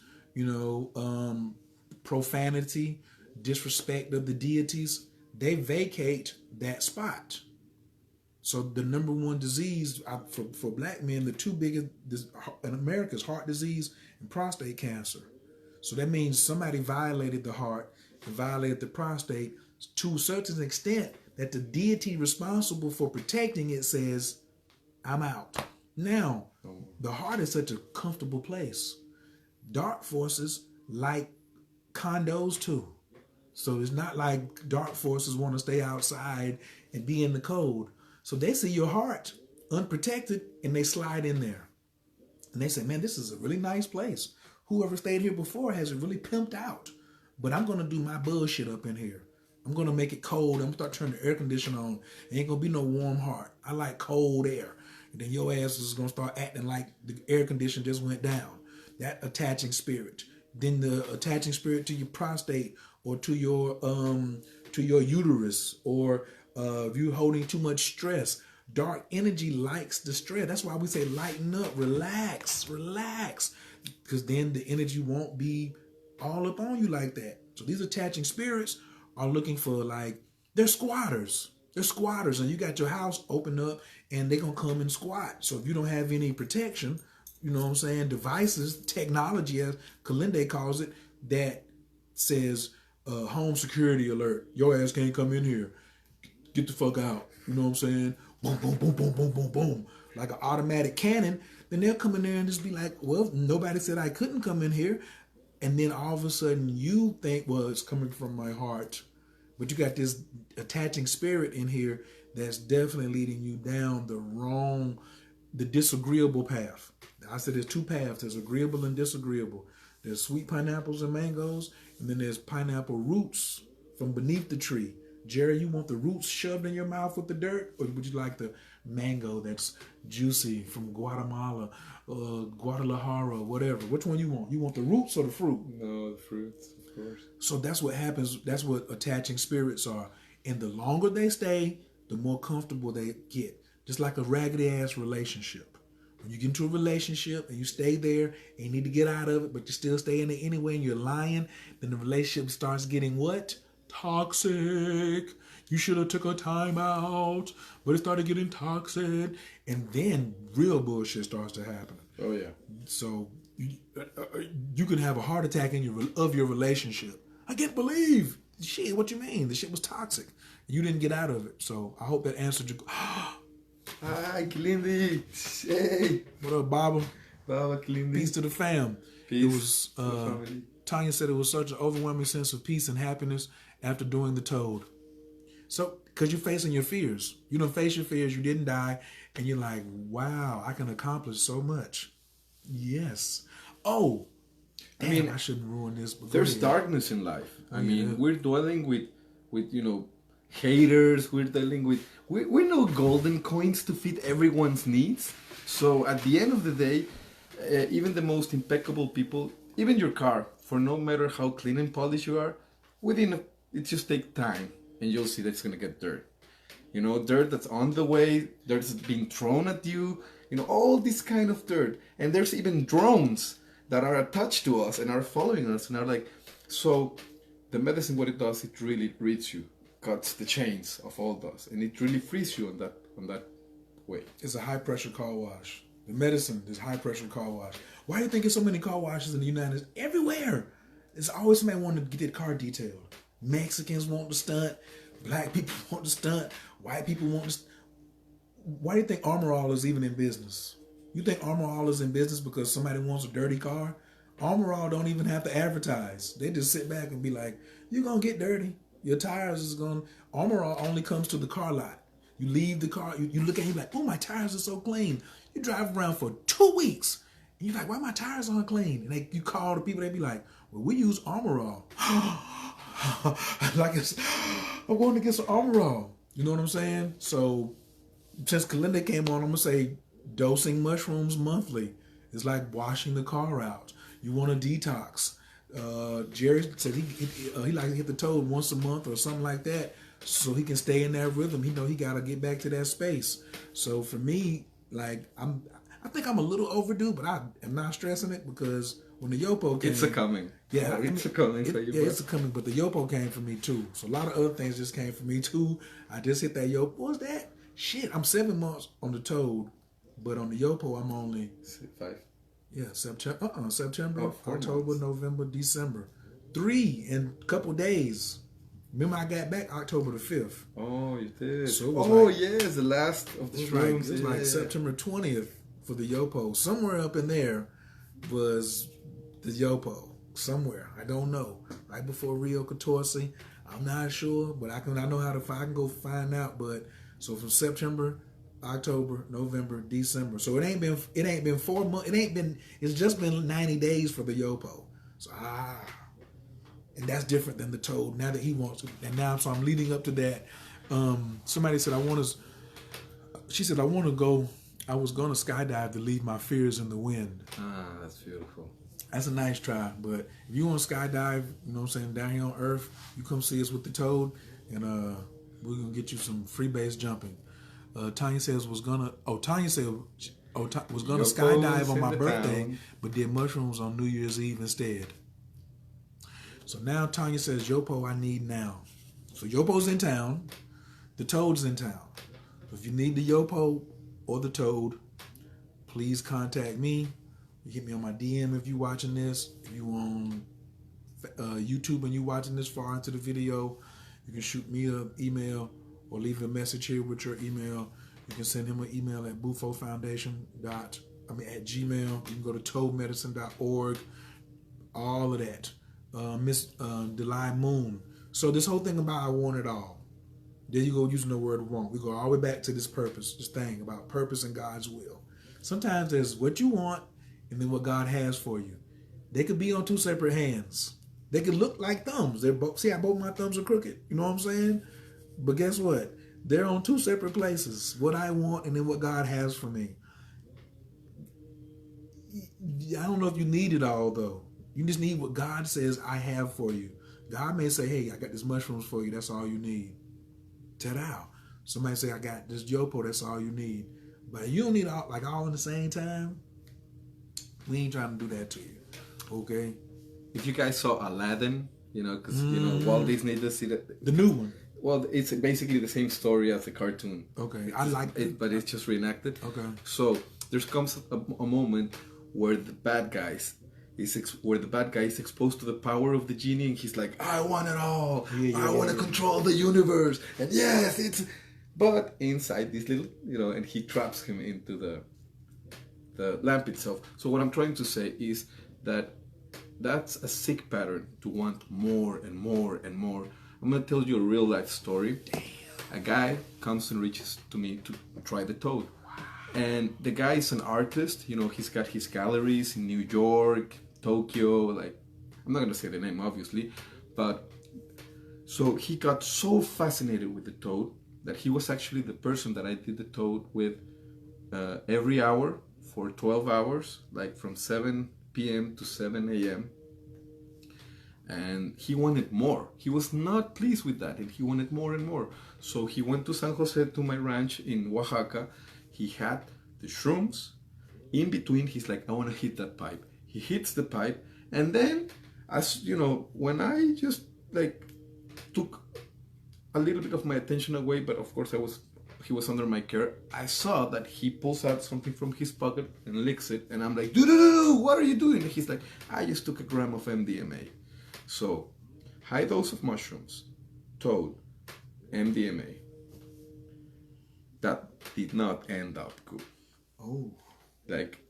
Really, really, what happened to him, he collapsed, he lost it all, his marriage fell down, he had this really expensive dog, he threw it off the cliff from San Jose, he threw the dog, he called his wife, called her names, he's like, I'm done. I can hear the wife on the phone hey, relax, we have a daughter and stuff. I don't care. Long story short, he's now wandering in the streets, thinking he's gonna get assaulted by reptilians, and he lost his mind. So yeah, we need to know that these are not candies. These are not meant to be taken for entertainment purposes, and we all have a limit to the ultimate understanding of life. And just like she said, it's the body's too small for the big picture. So we must learn, and do the homework. Damn, I'm glad you said that. That's another alley-oop. I'm so happy that the Toad is as brief as it is in actual time. Well, I don't know which one time it is. So down here it looks like 30 minutes. It looks like no time where I'm at. But I'm so happy because it gives me a glimpse of reality and possibilities, and then brings me back so I can stay humble. So I get back on my purpose, I can stay humble. So that's why I be when somebody looks at me earlier today, somebody was like, "Oh my God, if you just soften your message and say," I'm just like, "Yo, my message is already humble, but you have to take me how I am because these experiences that I've had, experiences plus training, is what have me humbled. You see what I'm saying? Absolutely. Like to be hanging with him, and then 3 days ago I was sitting at Kalinde's house. I'm a super special individual in my mind that is humbled. To my head should be touching the ground every day. That's why I touch the ground. Gerry can tell you when I get up in the morning, I don't say good morning. I mean I do, but after if I ain't praying first, he know I ain't being rude. He ain't said prayer. He must be going back to sleep, or he must be going to the bathroom or something. This is so true. Or he ain't said prayer yet. After I say prayer, then we can talk. But what's the get right at being humble, yo? Because this I only needed a glimpse. That's what they say in Islam. You can't see Allah's face. You feel God. You freebasing into the heart of God. But when you get afraid, do you open your eyes more when you're afraid, or do you close your eyes? You normally close your eyes, okay? You think that's gonna stop something? You ain't doing nothing but stopping the air from blowing in. Other than that, everything's still gonna happen. So, and the toad just all that happens with your eyes the tighter you close it, the darker you're making it. So it's getting even more vivid. You know what I'm saying? But I've seen people with their eyes wide open on the toad, like, whoa. But I can tell that they're not there. They're absolutely not there. Seven asked me a good question the other day, like, why would people take toad medicine but can't remember their experience? Because he was like, he wants to remember his experience, but people that he's asking about their experience are often saying, I really can't remember. Now, before he answers, it's keep the two fingers up. I want to say that for me, what I've noticed is most people come back with incomplete sentences. Because you do remember, it's just indescribable. Tell me about, you know what I'm saying, your best orgasm. There aren't really words for that. You would have to be there. Then multiply that times a million. Zillion. A zillion. So how would you describe your best orgasm times a zillion in a complete sentence? You would just and so that's my take. Now you had up two fingers. Well, yeah, I was just looking at my fingers and I realized I'm an OBGYN and it reminded me of something else. But anyway, there's two answers for that. You either took too much medicine, or too much for your brain tissue, obviously, because there's no relationship between body mass index and dosing, but it was either too much for you. It usually happens when you give more than 120 milligrams. So it could be also like a man-made mistake, like the scale could be wrong, like I don't know, there's all these factors that you took more than what you were supposed to. And second, which is very interestingly observed, the medicine is doing brain surgery on you. It's completely rewiring you, all of your brain, literally, because you were not properly wired to live life to your fullest. So any brain surgery, you're never aware of it, right? They have to put you down. So yeah, it's funny because they're like, I don't remember what happened, and I'm like, well, maybe that's not important, but how do you feel right now compared to before? And they just lose the focus. But yeah, and some people unfortunately lack the spiritual intelligence to see the light and feel the love. Immaturity. Sorry, immaturity. No, both light and maturity. Yeah. Oh, light and maturity. Yes. Yeah, I wasn't correcting. I was adding on. Yes. You need a certain amount of light. Yes. You need a certain amount of maturity. You need a mature eye to see the phenomenon of light on this plane, right? There's people that are blinded and they will not see light in this lifetime. It also applies to Toad. I've seen people that forever karmic reason or whatever. I just ask myself, what did you do, brother or sister? Well, for the medicine not to, deliver or it's, yeah, they just don't see the love. They won't feel the love. And also, this comes to don't come with a preconception idea that you're gonna get exactly what you're asking. Like, just be open and trust that the medicine is going to deliver very personally something as personal as a ring, specifically made for your finger.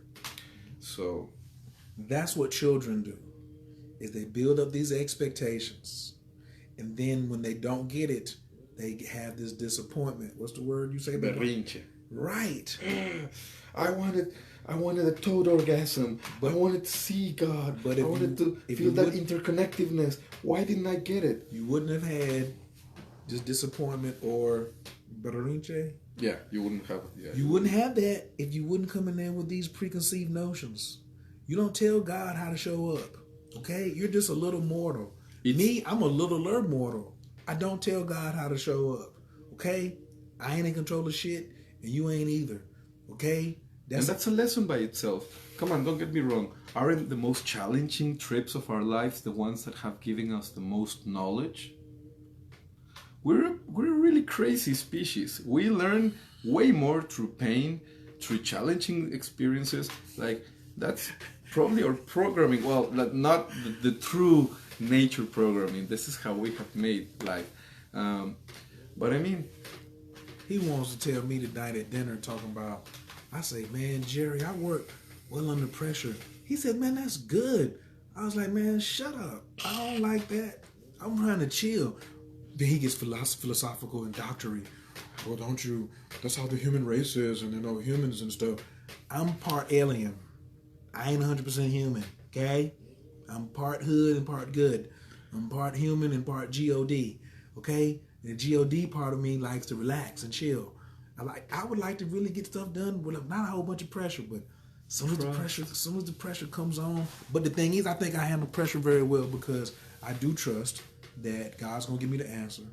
He ain't gonna put me in no situation from the Christian church. He ain't gonna put nothing on my shoulders that I can't bear.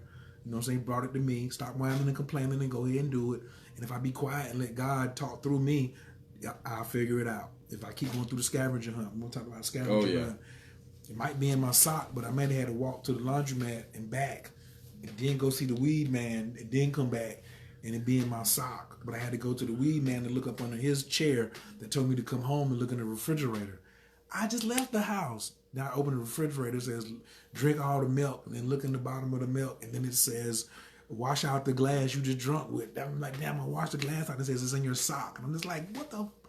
The scavenger hunt is, can you follow instructions? Spiritual instructions. Oh, that's the video for tomorrow. Spiritual instructions, because some of y'all is hard-headed. Somebody asked me a question. She said, what's with the green screen? No, not that one. Don't worry about that, Tanya. Your nosy ass. Something's coming. What do you think? She said, Bobby said, why haven't you done the toad again, coach? Just curious. Circumstances. I ain't really like, plus we have crazy ass friends. I was gonna do the toad again, and he was like, here's the Yopo. So, and the Yopo is 5-MeO DMT plus PMP plus bufotenin. And toad is 20 to 30 minutes. He says Yopo is 4 hours. 4 to 6 hours. It's 4 or more hours. That's the really best way to say it. At least 4. Yes, it's 4 or more hours. Up to don't spoil that surprise.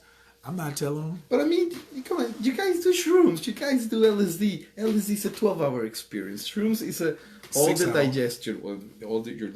So 6 hours. Somebody asked it's the same time frame. Why are you scared? Don't be scared. Okay, you don't want to trust me? Don't trust me, guys. Trust the medicine.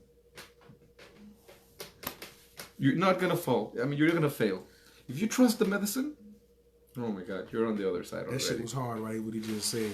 I was like, damn, should I trust Gerry? Shit, you know. No, of course you need to trust me. Like, who else are you gonna trust? Yeah, but what he said for real. You trust your doc. Yeah, but you need to trust your doctor. Yeah. True doctor. Yeah. But trusting the medicine is hard. Like when you sitting there looking at the mushrooms by yourself and you're going in at big doses. Ain't nobody there. He's gonna drop me off on top of the mountain. Only English speaking person, only black person. Going in there with 4 leaves, which is 28 grams of mushrooms. Light the fire and close the door on the side of a mountain at 11 o'clock at night. And won't nobody else in there. He was several hours away. He at the bottom of the mountain. He over there. I'm packing clothes. I'll see you tomorrow. Don't do this at home, you guys. Obviously, I gave him those instructions because he had gone under my supervision in the past month or so. So I knew, and I mean... Yeah, but he like to surprise. He's a full-blooded Aquarius. He like to surprise people. He's full of surprises. He ain't full of shit, but he's full of surprises. Full of love. He's full of love and surprises. Love, light, and surprises. He will surprise you. Go ahead. Go right ahead. I'll be right up behind you. I'll be there tomorrow. Oh, you ain't there? Just go ahead. That was funny. So, I'll go the other way. You going up. Wait. The toad is ayahuasca? Did you guys share how much? No, the toad is not ayahuasca. You have to go back and watch the beginning. We also, we haven't had a direct question of like, what's the difference between toad and ayahuasca? We always get that. A lot of people always talking about toad is. Hold on. I'm gonna go back. I'm gonna answer her other question too. The other reason I ain't hit the toad again is because I didn't need it. I didn't feel like I needed it. But then there was also this LSD peyote yopo thing that happened all in the course of 4 days. Well, he wanted the what's it called? The crash course? I had a crash course in some other stuff. I had a crash course in Mexican magic. Okay? He had the blessing of, well, that's the prize what you get for following me. You want to follow me for a while? Well, not the prize, man. You gotta get your certification. You're gonna get your stripes. You gotta get your stripes. You're gonna get a lot of medicine. You gotta get your stripes. If you messing with him, you're gonna get some stripes. And he think it's funny. Ooh, he got such a great sense of, you'll be fine. That's his thing. You'll be. And eventually, you see how I'm starting to stutter. Yeah, you are. You know, look at me now. I'm chilling, but you got to go through it. You know what I'm saying? Be cool with dying. Man, I was never so happy to see the sun come up as I was after that damn LSD ride. But that's just a whole nother. Like, yeah, that's another story. A cool one though. That story won't get told on the video. I'll talk about my toad and all the other stuff. I keep that shit to myself. Thanks, Blue, for coming on. I see y'all laughing at me. I bet it was amazing. That's a word that you could use. Absolutely. Surprising, loving. Yes. I give you 1,000 mics then. Whatever damn, you know what I'm saying? Anyway. Not yet. Little more. Wait. Little more. You're good. The hell is that? When does it start? You got about 45 minutes. How long does it last? About 12 hours. Let's go get something to eat. He threw me all the way off on that one. I thought I had time. I wasn't ready. He's staring at his food. He's just like, can we go? We're walking backward. Hey, chill. Damn, chill with that. Anyway. Right there. We're talking toad and mushrooms. Right, toad and mushrooms. We ain't talking about Nick Sands. Big shouts out to Nick Sands. Rest in Master harmony. Master Nick Sands. Thank you for your medicine. Thanks for leaving me some medicine. Appreciate that. I want that crash course in Mexico. Well, just okay. Be careful what you ask for. You might get it. That's what. There you go. Be careful what you ask for. I didn't even ask for a crash course. I just went because it was cheap. Obviously, he needed it. You can look at him now. He was like, obviously, he was in need of it. He was like, it's so cheap to travel through Mexico, which it is. I was like, oh, it's cheap to travel through Mexico. I'll buy this ticket. I'll buy this. Come on, let's go. The food is so cheap. Come on, let's go. Yeah. It's like a peyote retreat. Come on. Peyote retreat. Come on. Gonna go horseback riding. Come on. The sweat lodge. Come on. I bought all of that. I was like, I'm in. But no regrets whatsoever. I'm just joking. But it was really fun. What up, Candace? But take your time. Do one thing at a time. I particularly prescribe the toad before the yopo. However, if you want to jump out there like a big dog, I'm going to leave it up to the doctor, in his evaluation. of, you know what I'm These saying? are real medicines, and people have asked me what's the difference between Jopo and Toad besides the time frame. Well, I'm gonna first answer the first question. The difference between Toad and ayahuasca. Ayahuasca is a visionary experience in which the self has the experience and is in touch with the spiritual world, and it is through the medicine, speaks to us and gives us through the visions, gives us an experience. As with the Toad, there's no self. You become the experience. So that is the difference. And coming back to Toad and Jopo, I like telling stories. So first time I did Jopo was in Belize in an entheogenic ranch. There was this 60-year-old shaman who married a Huichol Indian, and he's been dedicating his life traveling all the way up to Canada, sharing all of the Indian handicrafts and stuff from south to north and from and backwards. So he was all the way to Canada and sharing things to the Indians, and then he brings their stuff all the way down to South America. He met the same shaman that did the Jopo, blessed for me to work with, and we're there. I already had my first Jopo experience, which was mind-blowing.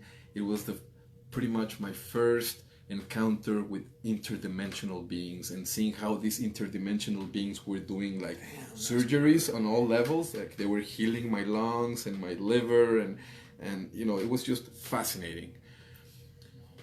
I didn't white out as would normally happen with Toad. There's a point where you just dissolve and boom, you're it, right? With Jopo, so after my Jopo experience, I'm having a joint and talking with the Jopo shaman, and I'm like, so I give him the Toad, he comes from the Toad, and I'm like, so which one would you prefer? And he goes like, oh no, for me it's quite easy, I'll stick with the Jopo. And I'm like, really? Why? And he goes, well, with your medicine, there's the risk of coughing it, not taking the full dose, blowing it, or not, non-compliance is definitely gonna prevent you from having the process itself, or the singularity, like we call it. With Jopo, there's no way you're gonna look the other way around. There's no way you're gonna go around the curve, like you guys say. Oh no, with Jopo, the first hour of all the time frame is cleaning. So it cleans you for 1 hour before even tapping you into that realm. So no one is allowed up there if you have shit, literally. So imagine, it is a guaranteed deep core healing. It's gonna heal you, it's gonna clean you, it's gonna completely polish you. And once you're completely impeccable, then you say, by then you're saying like, whoa, this is too much. And the medicine like, oh, okay, here we go. And then it launches you there. And for not only 20 minutes, but for at least 4 hours. So the job will be fulfilled. You're not going to come down until you finish your work, until you finish the singularity, until you finish the healing. So in a nutshell, he said, and I'm just quoting him, my medicine is guaranteed. And I'm just like, okay, good point. Listen, I'm listening to this story. I've never heard this story. First off, hyperdimensional travel. That is exactly the best way for me to say that. That was hyperdimensional travel with allowing me to sit in the cockpit. Whereas Toad, you are the craft.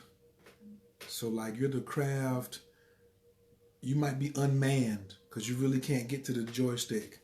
It's on autopilot. You know what I'm saying? You're just a craft experiencing.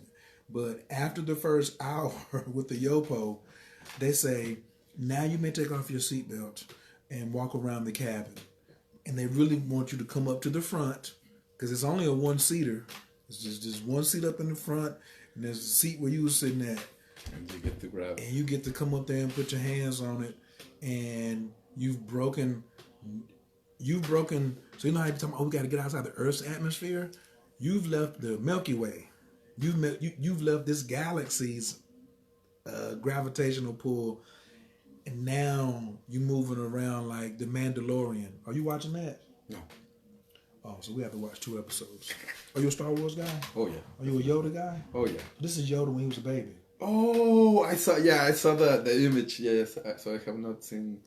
I will. Oh no, we finna get off here And now. if we're recommending movies, because I know you were talking about some movies and Avatar, Tonya, you were talking about Avatar and stuff. Well, Altered States from the 70s. That's a relic. Have you seen that? No. That's a good one. The only shitty thing is the special effects, because it was in early 70s, so of course it's not Avatar, but it's pretty straightforward. So yes, but we're gonna put him up on this Mandalorian. Hope all of y'all are watching that. If you're a Yoda fan, you need to rock with that right there. Yeah, since he ain't seen that, we finna get over here. I'm finna. Oh wait, and Tanya says I'm smoking weed now. I don't smoke weed, Gerry. I do. I'm talking about me. Oh no, he doesn't. No. But so she saw me when I was at Sincere's. Oh no, it was just CBD. I can vouch for that. Yeah, just CBD containing. You sure? Oh, I'm completely sure. Because as soon as I arrive, I'm like, dude, do you have a smoke? And he's like, I only got CBD weed. And I roll this fat. And I finished it, and I'm like, okay, no buzz. So Blaze without the haze. Blaze without the haze. Blaze without Yeah, the he haze. doesn't smoke weed. Nah, I ain't got. I mean, no THC. Yeah, no THC. So what happened? Me and Sincere did his Cushion Coffee video, and so he was smoking. Yeah, he was rolling Kush. At the blunt, he was smoking Kush, good Kush, high grade Kush, and me sitting there, I called a contact, and so I was like, "Why do I catch a contact tonight?" Because on New Year's Eve we were playing the abundance game. You gonna play that before you leave too, and he kept smoking, and everybody in there was smoking, not just him. And I was like, I'm not getting high, but I was smoking on my CBD flower. So CBD brings you down. So, and I was like, the door isn't, because every time I'm in there and I'm feeling high, I'm like, man, you gotta open the door, cut the fan on. I never said open the door. I never said cut the fan on, and I wasn't getting high. So that next day when he was smoking them, and I started getting high, while the camera was going, I pulled out the CBD and was like, I gotta roll me something to come down.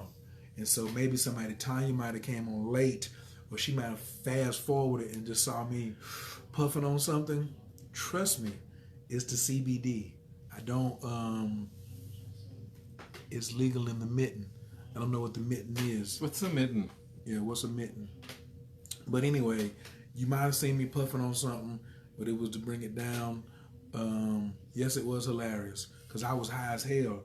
Like I was sitting there I was just sitting there talking. I was sitting there talking. I was like, my nigga, I'm high as giraffe pussy right now. He was like, how? You haven't smoked?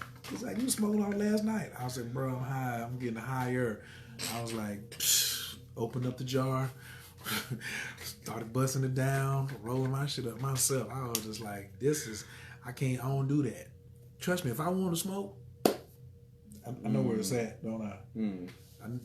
Yeah, it's more of a body high, definitely. Don't know. Yes. Yeah. So I'm not. I don't need to smoke. I know where the good stuff is at. Like I said, he ain't far from here, and I got so many friends like you. You probably could come through. I could smoke out of Gerry's bag or whatever. You know what I'm saying? But I'm straight. He can smoke out of his bag. I told him don't mix my shit. Let my shit alone. Smoke all this right here. This is you. So yeah. So that's it. We thank y'all for coming through tonight, listening to us talk about God's will, your purpose, and self-discovery. We do have Thursday, me and Jasmine have a class that's going to be on rituals, burning ancestor money, and deities, like basics, the super basics. That's what we do. We keep emphasizing the basics. If you look at all 17 of our webinars that you can go to selfdiscoveryclass.info and get, each one of them is a practice in between rituals. So when somebody says, Coach, what you been doing since you hit the toad? Teaching. Coach, what you been doing since you hit the toad? Learning. Coach, what you been doing since you hit the toad? Being humbled. Coach, what you been doing since you hit the toad? I've been getting money too. I do that. Coach, what you been doing since you get the toad? Learning how to teach more efficiently. Learning how to be more humble. So my experience is gonna meet me where I'm at. You know what I'm saying? And if I've been fronting, the toad is gonna tell me. After you finish, like you can like ask Gerry about your experience because he's taking notes. So one thing I had asked him, Right, Tonya. one thing I had asked him was, did I have any demonic spirits? Did I have any? Could you tell if I had any attaching spirits? And he was like, no. And I was just like, whew, because I wanted to make sure I didn't have anything riding on me that I couldn't tell. So that's the other thing about his vision. But like I sitting there, I felt that they were like really close to me. And I was like, Gerry, y'all was all over me. Why you didn't give me no room? He was like, what are you talking about? Nobody was within 4 or 5 feet of you. I was like, what? It's like, wasn't nobody close to you, bro. I'm gonna confess something that did happen. What happened in between after he took the toad and the yopo? He didn't throw up. That says it all. If you're clean, then there's no purging.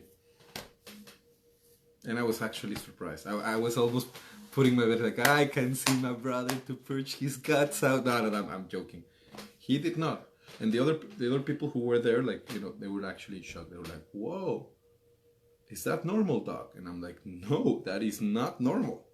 So that means, yes, he has been doing his homework, and I can vouch for that.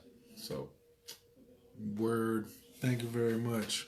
Yes. Now, afterwards of the yopo, there was no throwing up. No. The first hour, that's a different story. That's period. That's like come with the territory. Like he said, we're going to clean you up first, player. We're going to clean you. If ain't nothing but some water, if ain't nothing but mucus, we're going to clean you all the way up. Because where you're going, you need to have a new garb. It's like we're going to heaven. We're going to get you right. We're going to get some silk on you. First off, we got to get this earthly shit off of you. and dress you properly. So that, Right. yeah. Hold your chin up. We're going to get you right here. Let me measure your neck. It's like a new outfit. You getting measured. Go watch the second season of Star Trek Voyager, where the Red Angel. You seen season 2? About season 1. I don't know what we're getting ready to watch tonight. We're getting ready to binge off. We slept all. We didn't sleep all day, but we well rested. I have pizza to make if we need to binge on some food or something. You know what I'm saying? Delilah says I'm open to receive this for my own solar return. I highly suggest if he's doing this around your birthday and you need to get on a plane and get there, it's for you. Book that ticket. It is there for your ass. I'm trying to tell you, like, don't let jokers get in between you and your blessings. Don't, as I say, treat yourself, don't cheat yourself. Treat yourself, don't cheat yourself. Nobody's gonna treat you like you deserve, like you have to set the tempo too. That was the other thing too for me. When I demonstrated this to the universe of how I was gonna treat myself, and like I'm willing and I'm ready to die for this, the universe was like, man, we have to take care of him. He's so damn cool, man. Let's move some things out for him. As long as you ain't gonna go digging back in the womb. I was like, I'm letting all that stuff gizzy go. And then hopefully y'all get that message at the end. You get that they start talking to you and you be laying there talking and jokers be looking at you like, what are you, like, I love that part. That's when Jerry's like, that's it, they get it, the entheogenic, that's the entheogenic state. Like, when you... And I'm so happy when it happens because, of course, I want everyone to get entheogenic. I want everyone to experience God. That's probably tomorrow. We're going to talk about entheogenic state, which is, the last time he was in Atlanta, the last lady. She woke up that morning in Florida, drove all the way. She was the very last person. So admirable. We were so tired. It was like, one more to go. Okay, come on. And she went where she was supposed to go. She came and got her money's worth. She took all the medicine. So like he said, the guy with the Yopo says, mine is guaranteed. if you do it right, if you Then follow the it's steps, guaranteed. Yeah, of it is course. guaranteed. You know what I'm saying? If It's you guaranteed. take all that rocket fuel, of course you're gonna get to your destination. She went all the way to the. She went all the way to the place, so man. beautiful. I mean, like, if the I ain't even want to even be like trying to get you to compare and stuff like, but when the humility strikes, that's when you there. When you know that you seeing God, and you just like you kneel, you bow, bend the knee, you bend your knees, you touch your heart. Shatnam Nityama. Nityama, is that really you or is that somebody else? You know who this is, Nityama? No. Oh my God. Some damn legends have came through here this evening. Peace, Nityama. If that's really you, I don't know. Somebody could be on your screen, but if it is you, thanks for coming through. Definitely would love to build with you. I know you know about the medicine. Tanya said God's medicine and healing. You know what? We was looking for the title. That's it right there. There it is. God's medicine and healing. Nityama, what are you doing up this late looking at a black dude and a Mexican? You know this guy right here, Nityama? I'm sure you do. This is Dr. Gerry. Dr. Gerry, you gotta meet Shatnam Nityama. He has a big presence in Australia too. So I'm like, y'all running some of the same spiritual circles because it's very tantric by nature. That was another thing I wanted to say. Thank you, Nityama, for coming on here. Just what you reminded me, I wanted to say it earlier, but you started talking. Ladies. Somebody asking about preparation. I'm going to tell you some things that I've noticed. You ladies that are sexually active and having sex have an entirely different experience than you ladies who are abstinent. Yes. You ladies, because the toad is trying to take you to such an orgasmic state that if you are abstinent, not having any type of pleasure, resisting pleasure, have some type of issue around pleasure, then the toad reacts differently than women who are getting some. Women who are getting some, they react so differently and so orgasmic, right? The freedom piece, that's what Tantra is. It means liberation. So to me, I call the toad, the T in toad is for Tantra. It is a tantric toad, right? So, it's moksha. Moksha, what's that? Moksha, it's a Sanskrit word that means the liberation brew or elixir of liberation. And we drink moksha to reach mukta. Mukta is one who has freed himself, who is liberated. So Aldous Huxley coined antigens that they should be called moksha. And at his deathbed, when he was close to go through that transitional phase, he called his wife to administer him some moksha. He had tongue cancer. Aldous Huxley, on his final days, he was unable to speak. It was too painful for him to speak, so he had to write down everything on a little note. So it's beautiful because I don't know why I'm even quoting him, but he says, like, please call all my best friends. Like he says, call this, and this. His 3 best friends, they're there, and then he writes down, like, please give us all moksha. Wow. And that's how he left. Tanya gave us permission to tell y'all how she acted. Tanya was not acting, okay? Tanya realized she had on too many clothes. And Tanya was like, I don't want all these clothes on. And she acted upon it. You know what I'm saying? So that's why the ceremonies are all private. You feel what I'm saying? It's not nobody's business what goes on, you know? And so when her ceremony was over and she was, back, she found herself with a blanket around her. And she was looking around and the bra was over there and the sundress was over, because she came in looking so cute. I mean, she was fine. She had the dress on. She had all that. She was looking all good. That was still too many clothes. The toad was like, strip. You know what I'm saying? And so that has happened. You know, there's other stuff that's happened, but we could tell that Tanya's getting some. You know what I'm saying? Because that pleasure state that she went to. It was a major blessing. I see it as an ultimate blessing. Oh my goodness. Yeah, there's no Yes, shame yes. on that.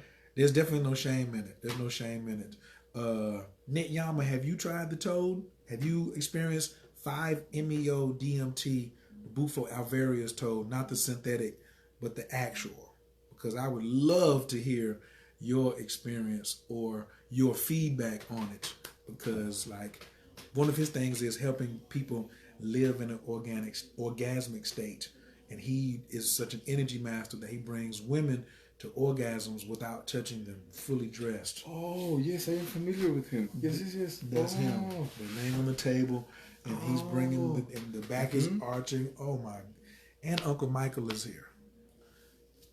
So this is Uncle Michael. So remember I said the friends that I have that show up in strange places, that the bumps in the night. My awesome. Damn, there's some legends coming through here this evening. What are y'all doing up this late? There's a lot going on around here tonight. Tanya said, yeah, I've been getting some. You know what I mean? So it would be marvelous for y'all to come off your hiatus, you know, because like Kalinde says, even for men, talk about, oh, you should never orgasm. You should never orgasm. Like, creativity happens when you orgasm, and it creates life. So for you men who are like, oh, I gotta abstain, this is gonna build my chi, I'm depleting all my stuff. Well, if you never have an orgasm as a man, then you're telling the universe you don't want to participate in the natural order of things. And the universe would be like, oh, we'll go ahead and start checking you out then. Oh, you got the orgasm, but you don't need to keep staying here then. I gave you some orgasms to create life, and now you don't want to participate. Sex magic. Well, I ain't got to refrain from having an orgasm to. Oh yeah, but you're saying another like benefit from what you can achieve from having an orgasm. Yes, there are benefits from retaining from having an orgasm every time, but to be anti-orgasm, that's just too radical. What up, Jacina? Yeah, that's there you go. He knows the toad. There we go. He said what did it say? What's understood need not be explained, or whatever. He capitalized it too. He had to hit the button twice to capitalize it, to put TOAD. Now we're not talking about the one that goes in your arm. We're talking about the one that you get in on. How do men orgasm? You know what? You see the name right above you, Blue? You need to hit Shotnam Nityama and ask him to send you a video, because what I do, even though I could explain it, I like to yield because I have another. I have such a fabulous teacher. One of my favorite things is shutting the fuck up. You know what I'm saying? Like, now sometimes Gerry be like, "You go ahead and answer," because he wants to see what I learned. Right. But sometimes, like, I ain't getting ready to go into like teaching nobody no damn Spanish. That's not my joint. You feel what I'm saying? So, how do men orgasm? I think that. Oh, he says I know. So yeah, he done hit the real toad. So yes, you should send him a friend request. Send Nick Yama a friend request, and also just go type in Nick Yama on. I think Nick Yama is definitely one of the people that you've been looking for, Vaughn. He's one of the people. I ain't never met him physically yet. We are friends with some of the. I mean, we are associates of some of the same people. I've watched some of his material, but I 1,000,000% know that he's my spiritual brother from another mother, because he don't be playing with nobody out here. He got no play about himself. Yeah, like, I gotta play you this piece. Yama got something for you. Looking forward for that. It ain't even in the video. It's something that he says about tolerating, and it's gonna confirm what the guy said down at the restaurant about who got the power. So yeah, who got the power? Who got the power? You got the power. You got the power, bro. You got the power. So that's it for us tonight. Thanks everybody for coming through. All you big time OGs. Y'all had Nick Yama. Are you in New York? Where are you at? Are you in the States? Are you in Australia or whatever? Also, personally, Nick Yama, that bullshit they writing about you, I think it's some fuck shit. They doing the same thing to him they trying to do to you. Oh, really? Yeah, his is on some fuckery. So I ain't got to say what can I say because you an old head, you know. And for the record, I have never raped anyone. I do not mix heroin with the medicine. All these stupid accusations. Clearly, people who know my work know it is absolute ridiculousness, and it's just hateful, envious people that wanted to do the thing I'm doing, and they're mad because I'm doing what I'm passionate. I'm following my path. I'm being true to my path, and that apparently is pissing off a whole bunch of people that think that they can do it better than me or whatever. Listen, I'm not interested in all that stuff. And I'll be more than willing to give a full testimony of all those accusations, but it's just simply a waste of time because that's such a low vibrational state to where I'm at now. I'm so happy in my life now. I'm like, really? For real? But I mean, he said that. I feel you, brother. We're gonna address it. Tonight we want to talk about God's will tonight, but we're gonna educate it in a nice, sophisticated way. I'm going to address it in a nice, sophisticated way. You know what I'm saying? Because y'all talking all this and I don't really play like that. And Uncle Michael calls them barking dogs. Barking dogs. Oh, yeah. So, he was telling me they issuing death threats. That they're going to come somewhere during a lecture and do something to him. Yeah, I've been receiving a whole bunch of negative stuff through Facebook. So much negativeness that, that was the main reason why I had to deactivate my profile and accounts. It was just, a lot of unnecessary. And I'm like, you know what? Like, I don't need this right now in my life. Like, I'm in such a good space that, like, it's just. But anyway. But Uncle, he not built like me, Uncle. You know what I'm saying? We from different cloths. I got all kind of respect, but I'm with that on guard smoke. We're radiating so much light, brother, that of course there's consequences to that. Darkness is gonna fight all the way to put us out, but they can't. Just like I say, you can't cover the sun with a finger. You think you're covering the sun? God's will prevail. Spirit will manifest and will prevail. I'm with Denzel Washington though in Man on Fire. Did you see that movie? No. So Denzel Washington's protecting this girl. They kidnap her. And he's an ex-CIA Terminator. Oh, right. And so he's going to get the girl back. And so he has this bazooka and he goes up into this apartment and it's these two Mexican women. It's a Mexican couple, very old. And he's like, and so he pulls out the bazooka and the cars that are coming to, and he has the bazooka. And so the old man says in Spanish, he's like, God says, because like you said, Mexico is a Catholic country. So he's like, man, can't you forgive them? Because he can tell there's about to be some violence, And Denzel says, God forgives. I just set up the meeting. I just set up the meeting. So there's some of us here that are all love and light, and then there's some of us who like setting up the meeting. And then God, I can't really forgive you like God can, because I don't know what kind of trespasses you got. But you ain't gonna be talking crazy. You know what I'm saying? Because I'm from the school of I'd rather be tried by 12 than carried by 6. So you're not gonna be talking about no 6 carrying me. I don't have any pallbearers. There are barking dogs, but guess what barking dogs get? Barking dogs get slingshots. Barking dogs, some of them come out there. They say, look, Uncle said cockroaches scramble for the darkness when you shed light on them. And sometimes the light could come from the end of a muzzle of something light. The light come from the end of a muzzle. But you got to have that spiritual chopper sometimes. Oh, brother. Like the light we serve, like they don't know who they're dealing with. Like they have no idea who, we are serving for the true light. In a room full of love. In a room full of blind men, a one-eyed man is God. king and God. Yeah.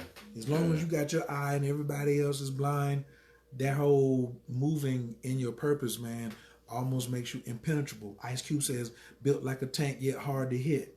You know, the A1 moves like 60 miles an hour. It's moving this way and the turn is turning and it's making all these left-hand turns and 90-degree angles like a true Aquarius. You know, you sitting there still, you're like, oh, it can't be that agile.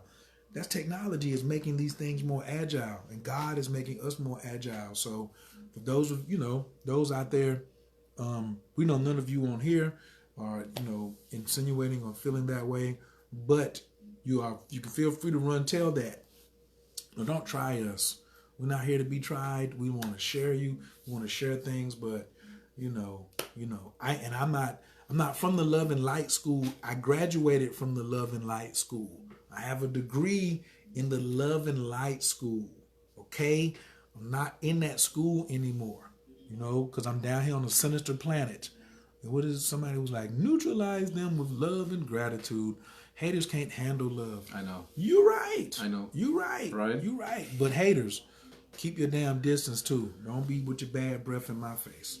All right? Because I got something called personal space. It's my personal space. Right. And then that's people just talking, man. They wouldn't. That's that. We call that keyboard kung fu. Jokers talking all that talk, and then they see you in public, and they won't throw rice. They won't throw rice. I like it that the last real fight I got in, a one-on-one.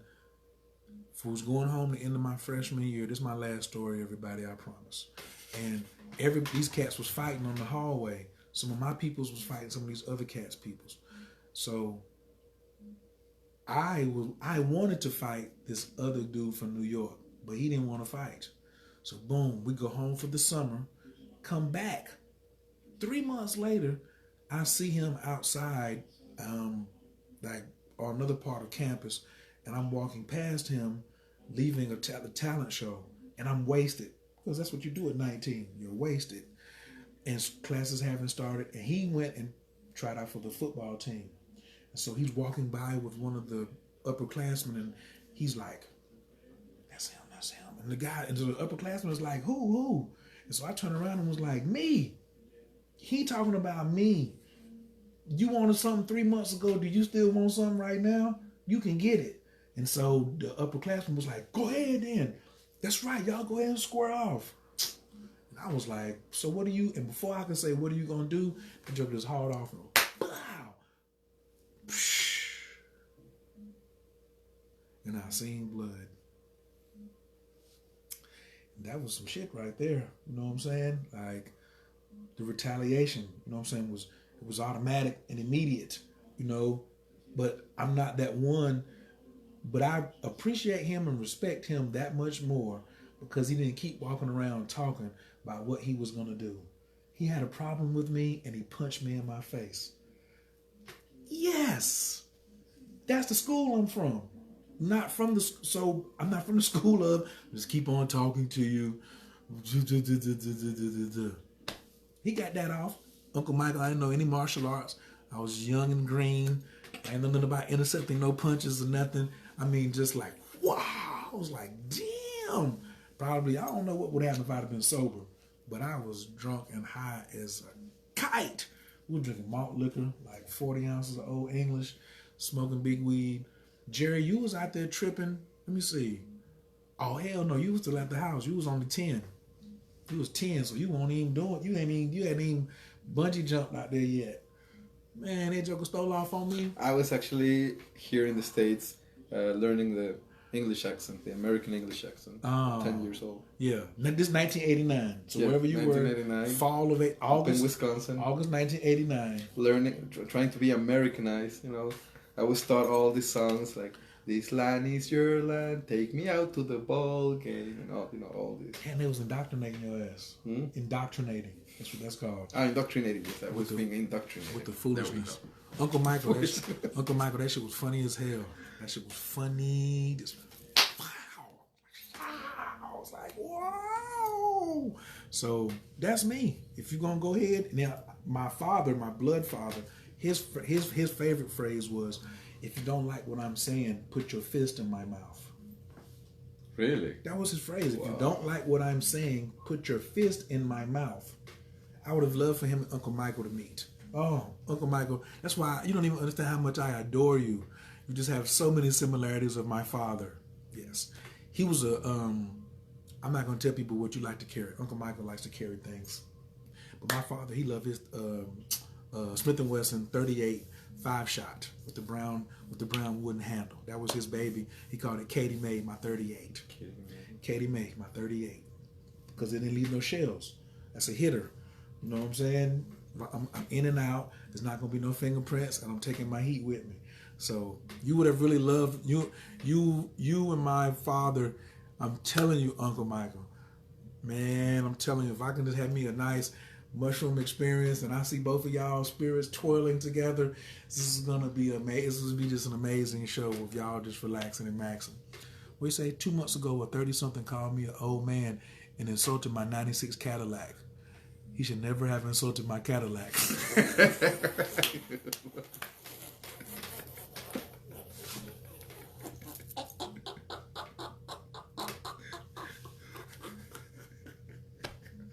Oh God! See, you see the type of people I hang with, and he's the funniest. He's the funniest of the whole. He's his whole funny thing, and it's all funny until he stopped laughing. He got all the jokes until he ain't joking no more. Then it's going somewhere else. But anyway, I come from a wonderful family. We love everybody. You know what I'm saying? And we come in peace, but we'll leave you in pieces. That's just a particular training. We don't definitely want to start nothing, but we ain't believe in like leaving no damn enemies behind and all that shit right there. We just rather love you. But KRS said, I have only friend because I killed all my rivals.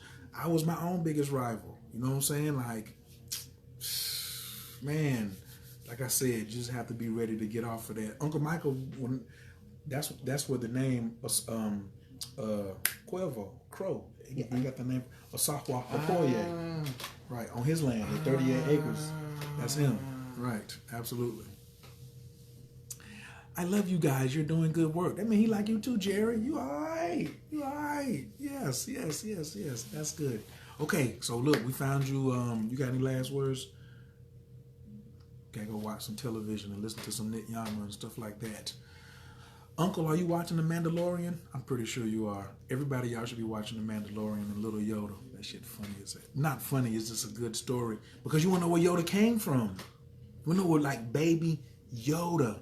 The story of baby Yoda. You can't be a Star Wars person and somebody says, here's baby Yoda. Send me the names and addresses of those people fucking with you.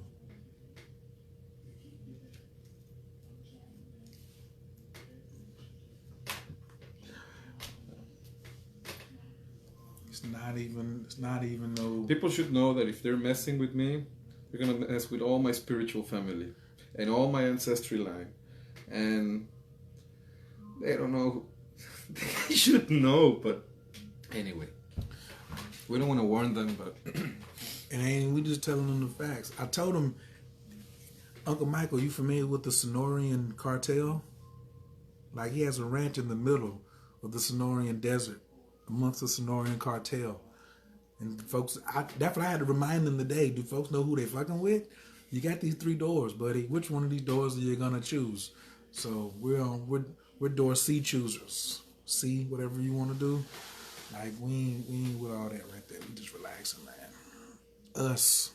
Tell them. Oh, there go my other Tars. Gabrielle don't want to hear that shit either. We don't want to make her mad. The family runs deep. Right. Like, he can come and go in the Sonoran Desert.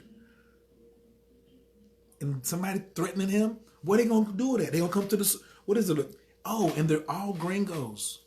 That's why I say barking dogs. And they're all in the psychedelic community too. None of them have no background as gangsters. None of them have no background as gangsters. That's why I'm just be like, damn it, y'all let us in. Y'all let us in. And I'm trying to go see some other former gangsters and be like, man, come on, man, let's take this medicine. We gotta, like, who's gonna heal former gangsters? I'm out here representing the former gangsters. I don't even know if the word former is present, you know, like, or if it's appropriate. But whatever. What about us? If we ain't talking shit, why y'all talking shit? Like you said, barking dogs. Jokers get a position, get in front of a microphone, get some chicks hanging on their nuts. Next thing you know, they done already Superman. Anyway, we ain't got nothing to do with that. We appreciate all y'all for coming through. What up, Adrian? Thank you. That's why I say barking dogs. Yeah, absolutely. The family definitely runs deep. I'm not former. He's not a former gangster. Okay then. Y'all be easy. We just chilling out here. We're gonna go to the to the convent now and have prayer with all the nuns. You know what I'm saying? We're gonna make sure the nuns are tucked in well tonight. We're gonna have prayer with the little skinny nuns and the big butt nuns to make sure everything's okay. That's us. Those who cannot change can rearrange.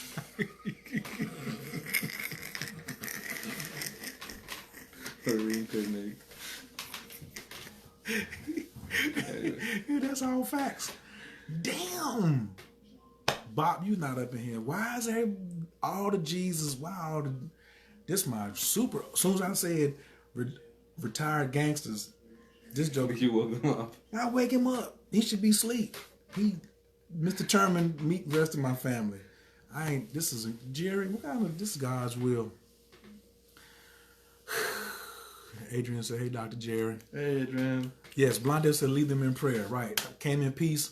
Leave y'all in prayer. Thank y'all so much. This is like, you know what I'm saying, the prayer that, part of the prayer that Gerry has, allow me to bring in my piece of the puzzle when it comes to assisting with the toll medicine. I'm still on the fence of whether I want to be a facilitator or not, because I ain't with all them headaches. You know what I'm saying? And I have a lot of other things I want to get accomplished right now. But I want him to be cool. Let him keep facilitating. You know what I'm saying? Peace, Uncle Michael. Myosa. So the word Myosa means today we will not fight. That's how warriors greet each other. Wow. Myosa. Myosa. Myosa. Myosa. Myosa. Meaning today we will not fight. You know what I'm saying? Because we know the results of that. So we got other shit to do. You know what I mean? Word. Myosa. Myosa. Myosa. So, take a nice big deep inhale, everybody, through the nose. Slowly exhale out the mouth. Anabakor, Gijala Kimenka, Tatia Tezara, Kabel Renard, Amcha Sagvanu, Tahara Nunara, Nagibor, She Yakadeka, Kabava Shamran, Barkum Tyram, Rakame, Tazika Taker, Tamid Gamlin, Kasin Kadosh, Baru Tufka, Nahel Ladateka, Yakid Gehel, Amchapanez, Okrega Tushka Taker, Shavatanu Kabel, Ushma, Tazakatanu, Yodea Talamot, Barukshim, Kovo Makuto, Alam Vaed. We're gonna holler at y'all. Peace, everyone. Sleep tight. Peace.